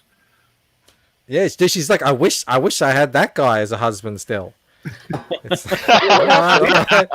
And in that vein, Mel, can you bring me another VB, please? It's really hot in here. Hopefully she hears that. Hopefully. She's gonna throw it at you. You're gonna have to duck. No. She will appreciate me spreading the fat shaming out to the people, so they can also begin fat shaming. Look at her, she's here. No, I'm fat shaming. You know, you guys. She should totally start getting onto streams. I mean, she puts people to shame with non-political correctness. But you're probably not fat. You're not legit fat. Like, I've been struggling with my weight my entire life. You probably just have like the dad body. Oh yeah, I'm many years into the dad bod. That's Hit the gym a little bit. You get right back there with it. While you're on it, I will show you. So this is the pin. We got him in. This is the one that we were unlocking. Oh yes, coolness. At 600 backers. I nearly just kicked you from the studio. Well, I pressed the wrong thing. Yeah, this thing is like, when I saw it, I was like, wow, I'm legitimately impressed. Turn it around so they can see the back as well. Well, unfortunately, the button's going right through Ethan's head there, but no, but look, they got those little carvers, and I think it looks like actually what you've got there is a matte laminate on that card. Oh yeah, it is. So that's the kind of effect. So if you put a UV spot onto, say, that logo, you would really see it. That's what the end result is. And then right here and the eyes are glitter. So it's all chrome, but those are glitter, so it kind of sparkles a little bit. Where did you get those? England, actually. I had to go. I can't remember. I think it's called the Enamel Factory, but then they get it done in China. So I actually was in contact with the Chinese, not the government or anything, but we know, brother. We know. Somebody called the Chinese embassy. I had to go through them. That's why they were burning the things in the back the other month. They're dealing with Camel Moon. Hail salad shit. We got to get it out of here. But I just ordered 550 of them. So everyone who backed in the before the campaign ended will get one. And I ordered a couple extra for little sad people who cried that they couldn't get two. So maybe I might be able to send a couple extras along to really nice people. I'm being called out in the chat here by Ted here. He's saying only girls wear jumpers. I'm not talking about an American jumpsuit. In Australia, this is what we call jumpers. These things, all right? Well, like kangaroos. I'm all man. Yeah, the pink sweater there. No, not that. Yeah, all man. Not that whatever one. you say. Not that one. Which one? Which one? Let's look here. Here's me looking just rugged, kind of looking. No, I don't wear that. I like the neck though. It looks like one of those Jurassic Park animals. Full furl. Yeah, this is more me. With just a little bit more bulging in certain areas. The lower part. A bit more man boobage. More moobs. All right, so you guys know what a romper is, right? Yeah. So I this is just a thought I had. You tell me what you think. I think that men should start sleeping in rompers. And here's why. Because, I wake up and my shirt's like up to here and shit. And I always got to keep it down. So if I wore a romper, then that wouldn't happen anymore. You know, I mean, my balls might be kind of lifted up, but around you know, your throat. it would be. I just feel like when I wake up and I don't look like a beached whale, my wife might not leave me with my giant stomach hanging out. Yeah, I couldn't tell you I sleep bare-assed. No, look. Oh my God! It's just a night of revelations here. Todd's Truth is calling the State Department on you, Camel. I don't have little Chinese children making the enamel pins. They're working the machines. The machines make the enamel pins. The Chinese children work the machines. Right. You know, Just I'm need a those little humanitarian. arms. They need little arms. Yeah, right. Little fingers. I don't know. I just feel like women, they kind of know. They have to understand the deal when they hook up with a man. You know, they're getting the gorilla. You know, Yeah. like we get the beautiful woman, and they get the gorilla. I mean, the gorilla is useful for many things, but he's still a gorilla. Yeah, Mhm. yeah. That's I why we lose like. a lot of them, to other women. Although I always find it funny when guys are like, they'll work out because they want to find a suitable mate, and then once they're like with somebody, and women are really guilty of this too, they're like, okay, now I'm married, now I can just go say fuck it. And it's like, no, it should be the other way around. It's like, oh shit, now I'm married, I better start working out. Well, so here's the thing. I think to some degree that's true, but I've actually read this, and this is also true, that a lot of times women will start to fatten their men up because they're worried, they don't want them to compete anymore. They want them to stay home. So that's why they become really good cooks overnight, and before you know it, you're 30 pounds overweight, and no, you're fine. Just stay like that. Gotcha. They know there's no chance in hell of you. I always blame Mel. She's always making she's a really good cook. She makes all these really delicious things. She loves making cakes and all kinds of stuff. And then she gets angry at me for eating them. She's like, you don't need that. You cooked it. And now you bought it. Devious, man. My wife won't even eat it. She just makes these smorgasbords. And she's like, here you go. And she has a kale salad. I'm like, you want me to eat this for a week? Just keep going. It's weird when women. I had not thought about that. Women, they want the guy who's going to be good at raising kids, but so they look for a guy who's got no personality but is super adventurous. Then they marry him, and when he says, hey, I want to go fishing and do something adventurous like I used to do just one weekend out of 2 months, she's like, no, you can't do that anymore. I want you to be this completely different personality now.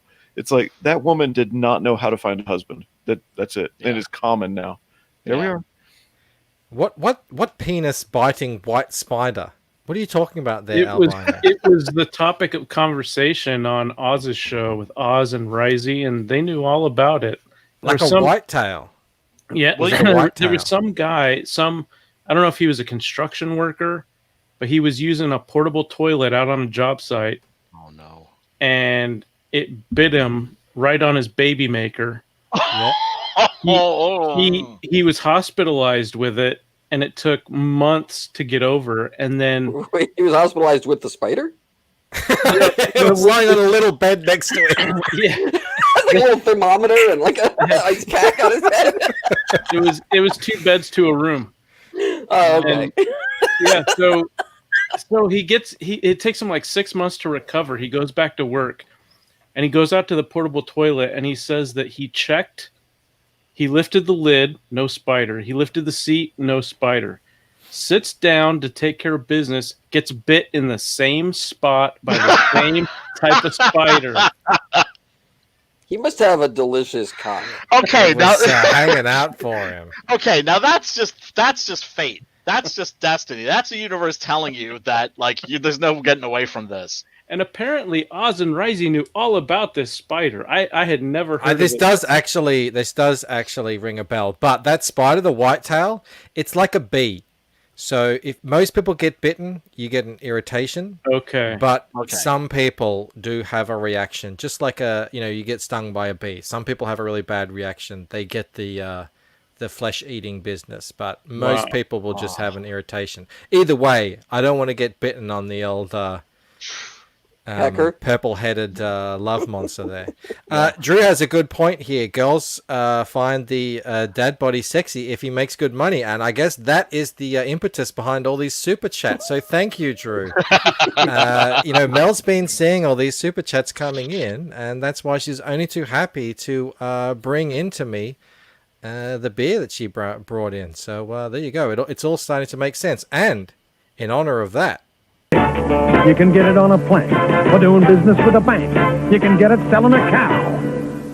Matter of fact, I've got it now. A hard-earned thirst needs a big cold beer. And the best cold beer is Vic. Victoria Bitter. Is it bitter? It is bitter, but it's not that bitter. It used to be bitterer when I was younger. It used to be almost undrinkable when I was younger, but it's better now.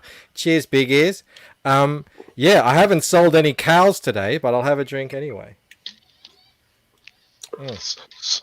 I just as you get older, like your taste buds shift. Yeah. Everyone hates it when they're younger. They drink it because it's the cheap beer. It's always on sale, and it's the kind of low end. I can't wait till I'm older, and I can buy food I would never buy, like vanilla wafers. Well, the problem is, when you used to... I remember I used to, ask my grandma, I was like, why don't you eat chocolate? And it's too sweet. They would say, it's too sweet. And I was like, what do you mean too sweet? There is no such thing as too sweet. I know. And now I'm at that age where I found myself saying... I can't eat that. It's too sweet. And I was like, already? But I guess now... Yeah, it happens very early. I get to drink the beer. Happens very, very early. Like certain things, like all my girlfriends, they love this thing called a chipwich. It's basically two giant chocolate chip cookies with like ice cream in the middle. And then it's like rolled in chocolate chips. Yep. It's like I can't stand it. Like it makes me sick. Like it's too cloying. That would be the word, cloying. Or you could have like maybe like a bite. I could have maybe a bite, but if I ate the whole thing, I would feel sick. But for some people, I don't know.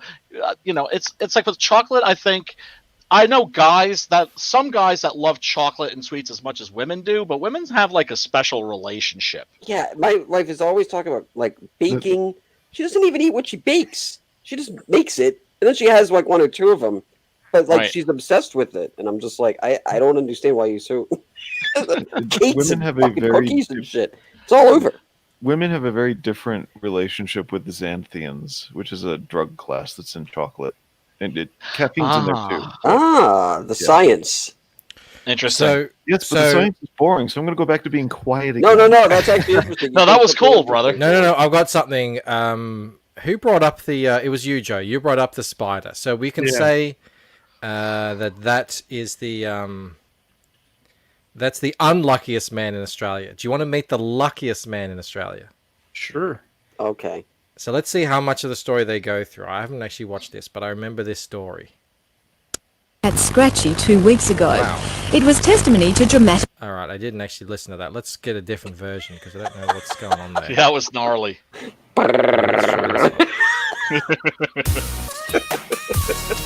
Just my theme song. I want the actual video. Select the mask. What are you watching? Do you not know how to Photoshop? He won this car. Let's just watch this. We'll see how it goes. All right. With a scratch-off lottery ticket. This is why is it an American? Wants Bill to act how he won the car. Okay, so it's not a good thing. So what's happened is, the guy bought a ticket and won a car, right? But I don't know what happened. Maybe someone can explain to me, because I'm not finding the good thing. He went into a coma, right? I don't know what happened, but he was in a coma for like a week or something.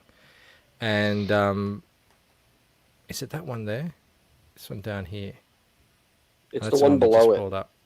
It says late night with COMICSGATE. No.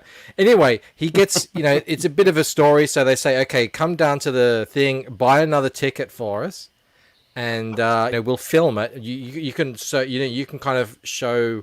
It's kind of a reenactment kind of thing. Mm-hmm. So he buys another ticket. So they tell him to buy another lottery ticket and scratch it off. Watch what happens when he does it again for the cameras. I just won 250,000. What a pimp. I just won 250,000.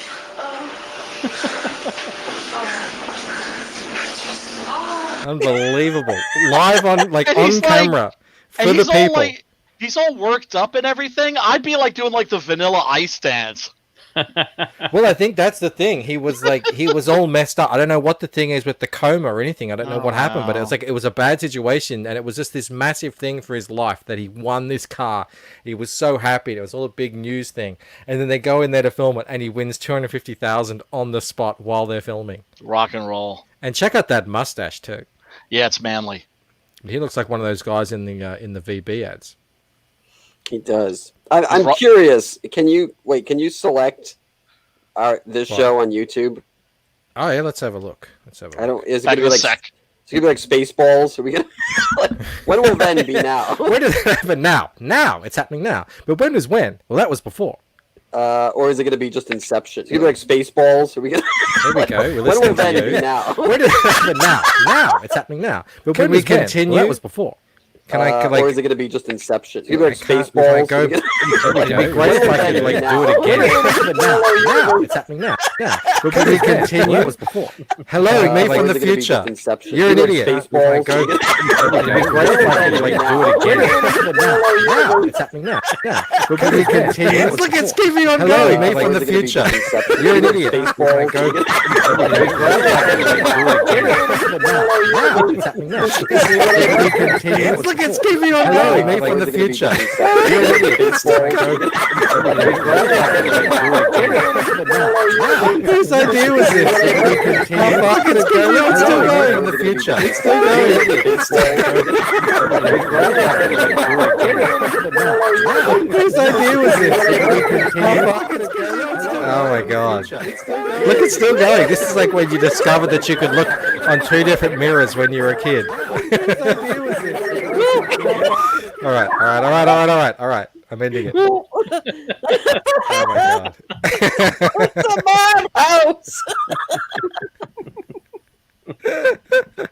Hey, Brian's not back yet. Oh, he missed all that. He'll be like, "What the hell? Yeah, that was crazy. Who knew that would happen?" Oh man. I'm so sweaty right now because it's bloody hot here. But I want to show you guys something. If I just got to move my mic for a second, shuffle back a bit. All right, here we go. One sec. Yeah, someone clip that and put that up. That's what we do on this show. Yeah, it's the Camel perma-laugh. It's like you just flip the switch and leave the room. I'm just wondering, why is it that you could not predict that, Mr. Moon? I mean, I low-key assumed what that was going to be, but I kind of need to see it for myself. So, this is a test print, and it came out too dark. The colors came out too dark for me, but what I wanted to do was... So this is the preview page for the 10-page preview for the second book of the Lucent, Mr. Joe Albino Thunderbuns editing. But I've got this bad boy printed so that I can check the colors back to my back to what I've got on the in the art. Is that with the rich black option? It's with the rich black, yeah. So this is all the stuff that I'm looking at. You might know about this, Camel. I wanted to know, can you make the can you make the lettering rich black? How about the frames, the speech bubbles? I wanted to know if I wanted to do like multiply some of the blacks, stuff like that, and so I got that done. So I'm going to go through all that with a with a fine-tooth comb. Are you done drawing? And what's that? Are you done drawing? Pretty much. I've added a couple more pages, so I do have a little bit more to do. But for the moment, I'm going through all of the through all the colors and finishing that off. And I'm hoping to get through all that pretty quickly. Over the next 3 3 or 4 weeks or something like that. But so this is just the cover of the preview. This won't be the cover of the actual, the next book. That's okay. That's still to be done. This is just the preview cover. But yeah, this is the little 10-page preview that you get there, and I'm going to be using that to make sure all my colors are top notch. And who gets that? Well, that I've just got. Well, everybody who backs the book gets that as well. Oh, I see. Cool. The final version of it. Bitchin'. Replicator arts, are there white panel gutters? Well, we don't know yet. This is something that Joe and I are going to be talking about. The whole layout and everything. Joe is helping me with the editing now. So this is all just... That was me. It's kind of like a test run for the colors, like I said. Things might change. But this is stuff that we can talk about. I've done a thing where I kind of switch between black and white and like full page art behind it and stuff. Joe might, give me another idea on that. I don't know. We'll see. But let me pull this up. Oh my god! And of course, it's in British pounds again. Because why wouldn't it be? Where's Bandito? Brian, you're back. You should go check the stream for the stuff you missed. Yeah, it just went berserk as soon as you left. Camel Moon had an idea, and yeah, it went nuts. It went about as well as an episode of Hail Salad. It was in an episode. I'll be sure to check that out on the replay. It's not that far back. So I don't know if you know this, Camel Moon. 2 hour mark. We haven't spoken for a while, but I got over 30,000, and then the exchange rate knocked me back down to 29,100. Oh my god! And I sat there for a while, and then I started getting a bunch of new backers, and we've built it all the way back up to 29,800. It was at 29,976 the other day, but it's slipped back down again. It's it's interesting to me that your exchange rate keeps fluctuating. It's got to be aggravating. It's crazy times. Yeah. That's a man who would wear a cardigan, says Ted. Well, maybe. I've not been known to wear a cardigan in my day. I don't think it looks very good, but sometimes you get cold. Thank you, Drew. Thank you. Yeah. So it's like I just continuously get to, aim for the 30k stretch goal, which is the extra 4 pages. I get to continuously plug for it. It's like going back to the future. Keep going. Yeah, exactly. You know what you need to do? You need to make your goal not 30,000. Make it something arbitrary, like 32,000. That's where you'll at least always be there. Well, I could have made it, by number of backers, but whatever. It's happening anyway. We passed the $30,000 mark, so I said it was going to happen, so it's happening anyway. Awesome. Whether or not whatever the US dollar or the Australian dollar does to it since then. How long are you going to stay in demand?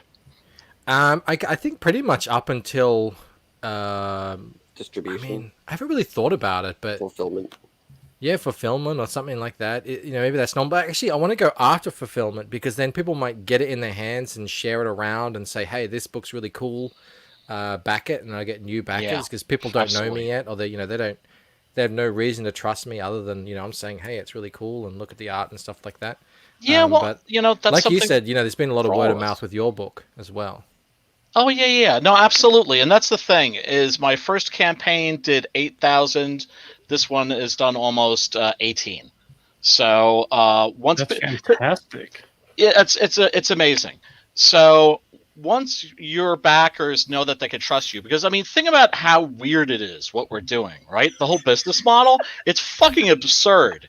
We're asking people to trust us to send me your money and I promise to send you a comic book. Despite that there's been many cases in the past of big names failing to do so. Yes. Walking around today. Absolutely, there's a lot of trust on the line. Absolutely, and that's why for every Critias does what they do. What they're doing is first of all, they're eating their seed corn. Nobody's ever going to trust them again. But also, they make so many people think twice before trusting us. Yeah. So once you've fulfilled on your first campaign, and people see like your book in people's hands on YouTube, on the Twatter, and everything, your next campaign is going to do that much better. Mm-hmm. Mm-hmm. Speaking of next campaigns doing better, this one's already up to number 3. Oh, wow. See that, Very Rob? good. Look at this. Booyah. This is the guy. I'm going to talk about a book from a guy who's in the chat right now saying, I know you and I don't trust you. This is just the kind of guy I am. Isn't it time for some supervillains? I worked recently on a little bit of stuff for Rob, and the character designs in this book are just so friggin' cool. And when I was looking to do some fan art to kind of build up my profile, I saw Ghost from Replicator, and I was like, I gotta draw that. That's one of the coolest characters that I've seen in a long time. So I was happy to do that, and that's how I ended up meeting this person here who just insults me from the cheap seats non-stop. But we wouldn't have it any other way. Did you surpass his number? I did. Did you do it on his own stream? No, I wouldn't go on Rob's stream. It's kind of a small channel. So. Oh, okay. Oh, snap! That's Those how I fight feel. words. I kid. Everyone go subscribe to the Replicator. He has a good show. He does good stuff. And this book looks amazing, man. It does look amazing, and I've got the he sent me the super digital pack. It's got all the little extras and behind the scenes stuff in it. So I've actually seen a bunch of the inks and pencils from this third book, and man, it's really good stuff. And I have another one. Just like we get to this point now, Brian, where I've actually read people's books, so I can talk about them and say they're cool, just like yours. And Malin and Mark Poulton's, and now Replicator as well. So I've read Replicator 1 and 2. It's a damn cool story. I can't wait to actually meet the Replicator. We keep hearing about it, and it's really going to add that extra layer of it to it. Because at the moment, it's kind of like the ground is set. We know the world and everything. They've got he really loves villains. That's his thing, and he's built up a world around that.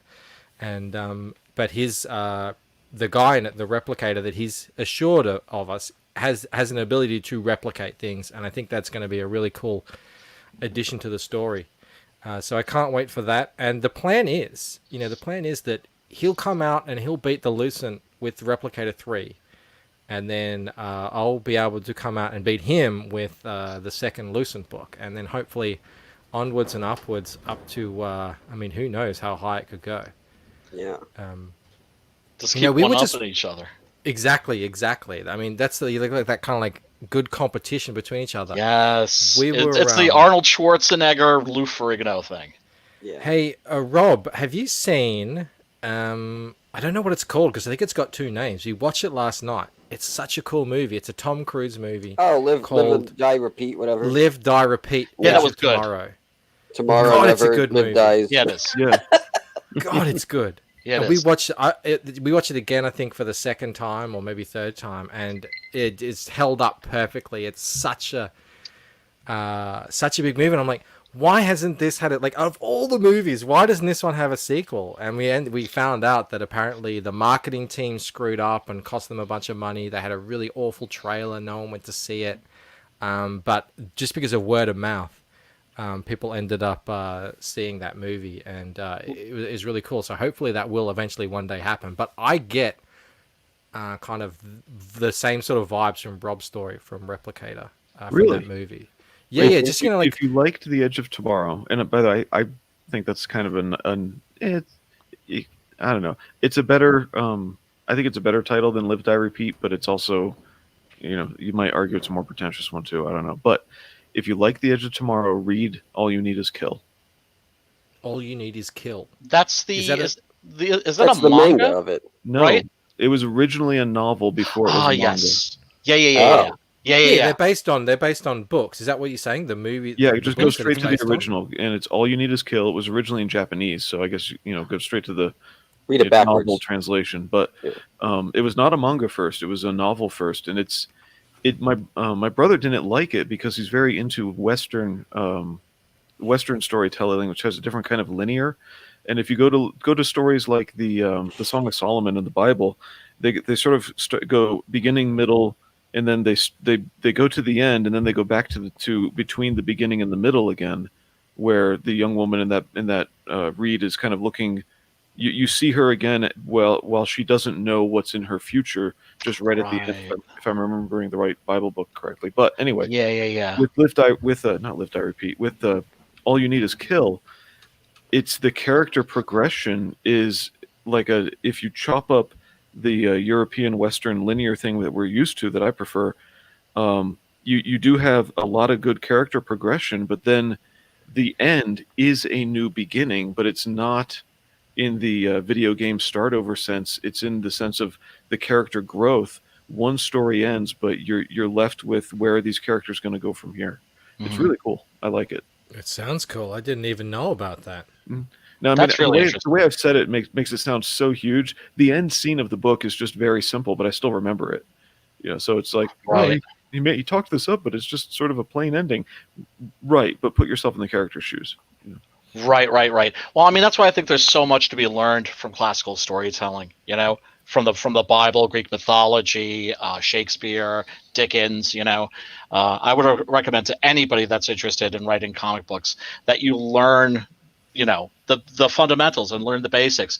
And like what you mentioned about the Songs of Solomon, for those of you that don't know, it's basically a book in the Bible that's like erotic, like love poetry, right? Usually told from like a young lady's point of view. Yeah, it would be considered. My mother said that like when she was like a teenage girl, like that was her favorite book in the Bible. She read it the most. Okay, I thought you were talking about erotic stories. No, poetry. Sorry, Erotic poetry. Erotic poetry. Yes. Yeah. A lot of hard lines. Did you receive any Bancroft bump, Camel Moon? Let me check. Nope. Oh man, it's because you've been on here about 200 times. That's why, and maybe the chat feel betrayed. They shouldn't. They should feel indebted. Just dig that hole even deeper. Yeah, they owe you, really. They owe, I mean, if you could think of someone else making a cartoon in COMICSGATE, I can't.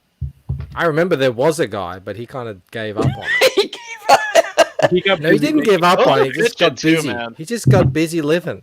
Yeah. Those are so funny, Michael. Those are so good. One thing I can say though is that it's definitely a time constraint because especially now, doing the comic, I really have to figure out, okay, like I need to get so much done by a certain point. Mm-hmm. But like, it's going to probably take me 2 to 3 weeks to get the Halloween special done. So I'm going to have to start it probably next week, which means I'm going to have to put the actual pages on hold. But, and then I have to seriously consider, maybe there's not anything after the Halloween special for maybe a month or two because I really need to fulfill. Mm-hmm.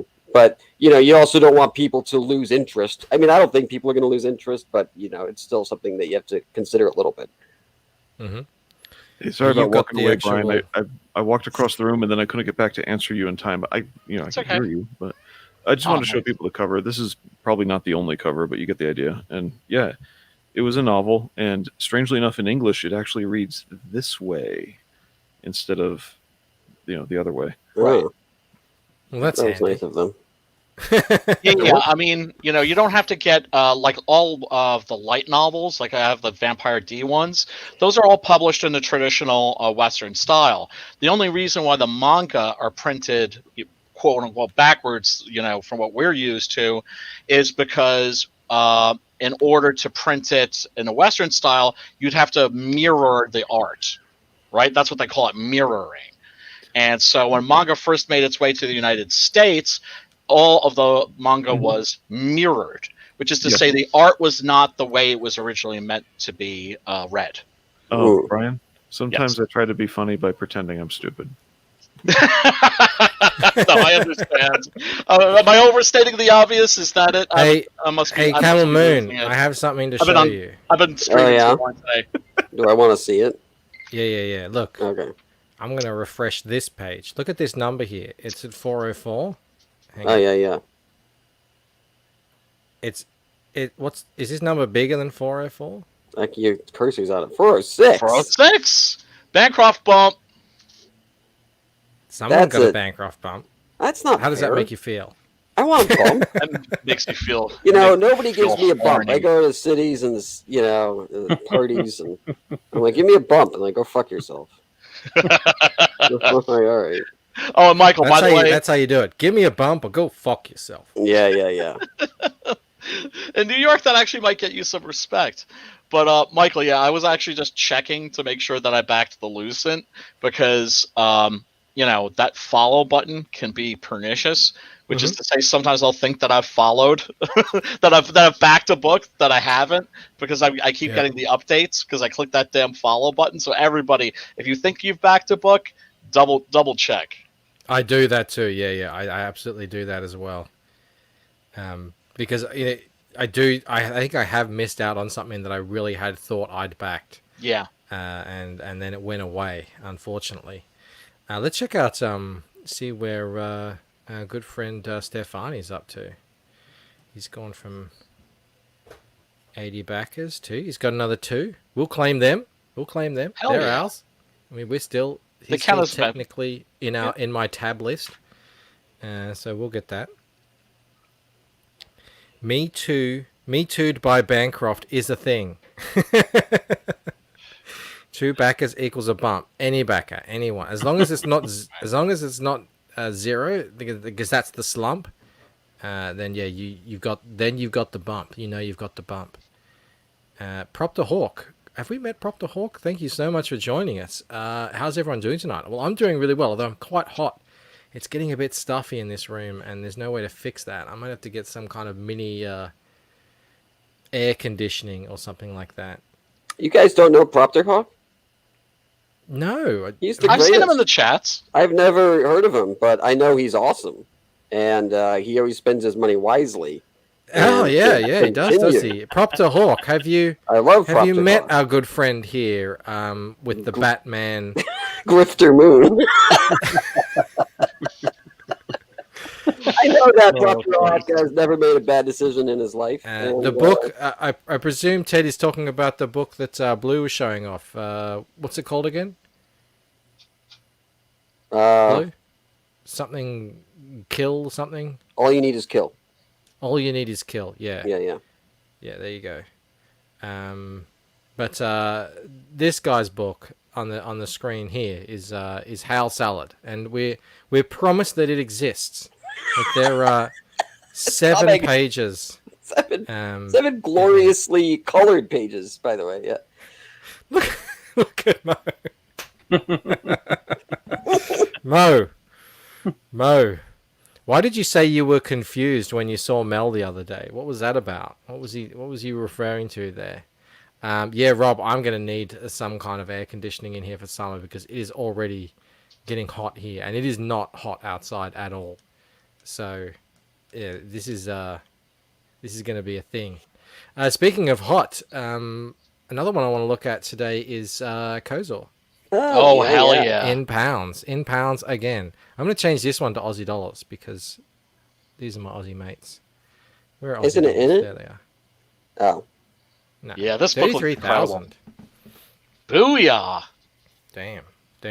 And these guys, one of the things that I was really freaking out about with Stefani is he didn't launch on a stream. Mm-hmm. I was like, Stefani, come on, you've put in all this, legwork with the work, and he's constantly tweeting, he's constantly sharing art, he's always in the chat saying hello, everyone knows him. And then he doesn't launch on a stream. And I was like, no. And then on top of that, he put 60 days on his campaign, which was like, oh, it messes with the algorithm and everything. It messes with the algorithm. You miss that middle. Yeah. Yeah, you need the middle bump. Yeah. But I mean, this is his first campaign, right?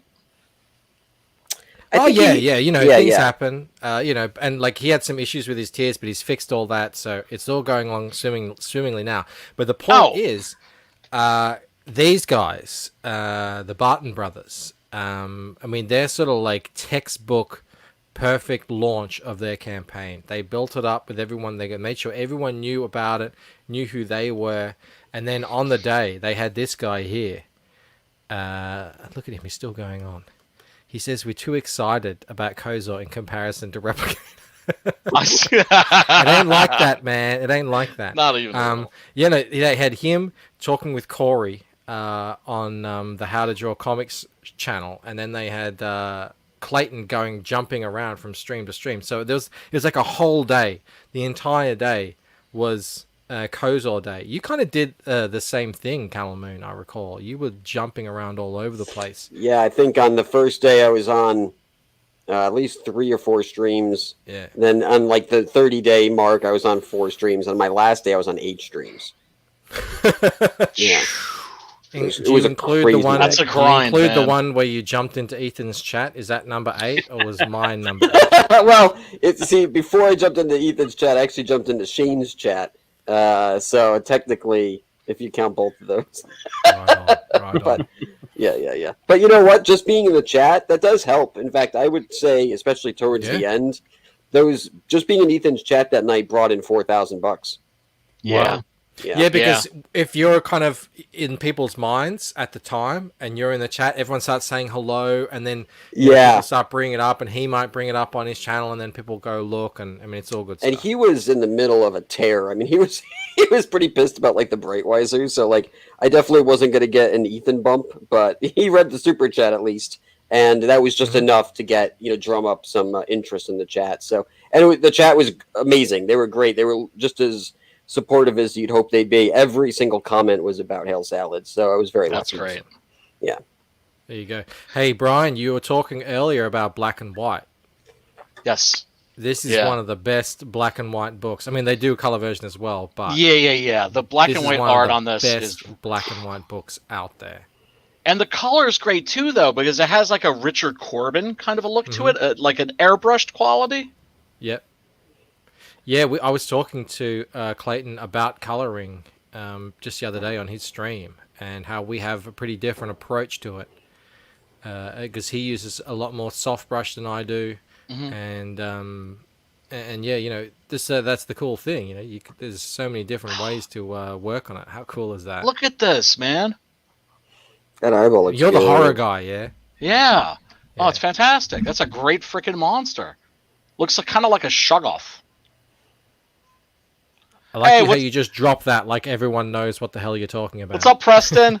Well, I mean, Lovecraft isn't like a cult figure anymore, So now you've got Shoggoths in video games. Shoggoths, they're the monsters from At the Mountains of Madness. They're like these black blobs that they're covered in eyeballs. And the eyeballs are constantly kind of like melting and forming and, reforming. It's just like they're very, very scary monster. I see. Oh, I see what you did there. Thank you. I see what you did there. You don't have to explain it. I know, I'm just being a dick. Don't explain the joke. They got a cool Kane and White cover as well. Oh, hell yeah, man. No, it is a cover. Yeah. Fantastic. And And this is what I wanted to show you, Brian. Check this out. Yeah. I've seen. Oh, dude, it's so good. Look at that. It's beautiful. Who doesn't know about Shoggoths, says Simonon. Well, I don't. I didn't know what the fuck it was. I was just like, we're going to go along with it. Yeah, I find that a lot. When people start talking anime and manga, I'm just like, yeah. It sounds like it's a kind this is H.P. Lovecraft. Passover. This is H.P. Lovecraft. No. I'm saying when people start talking anime and manga, Oh, gotcha. Yeah. Not any long. And I was talking to Skip Edwards the other day, and he couldn't believe, it was yesterday actually, he couldn't believe I didn't know about DC characters. And I said, I'm not a DC guy. And he said, yeah, but when you say you're not a DC guy, you know this, this, and this. And I was like, no, I don't know any of that. It's like, what do you mean? I mean, this is a key book. I'm not a DC guy. Do you understand? I have hundreds of comics. I have 2 DC comics, maybe 3. I just never got into it. Oh, and I just have to address Proctor Hawk, who we were talking to before, is actually the Bronson Gorilla in disguise. Bronson Gorilla is one of like the great sort of hidden buried treasures, one of the hidden like super talents in COMICSGATE, right? Because we've got people that have like a wide variety of skill sets, not just great artists, not just great writers, colorists, all that other stuff. George Peter Gatz is making 3D printed miniatures for both my next campaign and Drew's, right? And Bronson Gorilla is a guy who did like a Grindhouse trailer for Adam Post's College of the Dead, and you could tell like he knew his shit. Like it actually looked like it was like a trailer like from the 70s with the music and everything, which he does himself. And so I asked him like, would you be interested in doing one for 6 Gun? And he was like, oh hell yeah. And I was like, well, how much is that going to set me back? He's like, oh, I'll do it for free. Just send me a copy of your comic. And it turned out beautiful, man. It turned out fantastic. Most likely going to use that for the next campaign. Ooh. Nice. Hey Rob, if you're going to insult me, make sure you don't put a typo in the joke. It really takes away from the edge. Shotgun? But maybe that isn't it. Maybe that's a compliment. I don't know. You don't know. A shotgun in the bedroom. I mean, maybe. Shotgun. Maybe, I don't know. I think you're trying to type the name of that monster from before, the Shogot. The Shogoth. Oh, right. I see. It's done autocorrect on him. Poor guy. Oh, well. Hate it when that happens. Well, he missed. I gotta go. Yeah, look, but I think we might actually end the stream because I'm sitting here sweating like a pig doesn't, as I like to say. And I need to get this sorted out. Did you get your 3 backers and now you need to leave? Is that? Yeah, did you get a backer? Yeah. Hey, no. In all seriousness, don't be a stranger, Camel Moon. I came in here a couple nights ago and I was like, send me the link, and you were like, F Camel Moon and his fucking camel he rode in on. I did not say that. You might as well have. I never got a link. No, it's because I don't usually give links out during the shows where it's like I've got a guest on. It's just one guest. It's fine. We did that once, and it just got completely derailed. Yeah. So it's okay. I was drawing. It's fine. Oh, good to hear. Yeah. So I hope everyone enjoyed the show and considers backing a lot of these books. This has like been a real good lineup here of really top-notch talent, and also really diverse. I mean, let's use that word. Yeah, man. Like different kinds of stories on offer. So that's really cool to see. Anyone who looks into what we're doing here is not going to find what they're told on Wikipedia. I'm a little offended though. I only read gorilla books written by gorillas. That's okay. Yes, yeah. That's right. How could you possibly identify as a gorilla? It's cultural appropriation. That makes you think you can speak for all the gorillas, and that's exactly. You need to end that. Yep. We got the Jim Cox meh of approval. Sorry to let you down, Jim. Sorry to let you down. At least Rot 10 liked it. All right, guys. Thank you all so much, everyone on the panel, everyone who joined in, and of course the incredible chat. You guys rock. It's my day off tomorrow. Yeah. Rock and roll, man. Enjoy. I will miss you. Oh god, I just got choked up on some VB. It's leaving a bitter covering on my throat. Guys, I'll see you back the day after. We'll have more guests and topics and all that sort of fun stuff. And see you around, guys. Thanks so much for having me. Peace, love.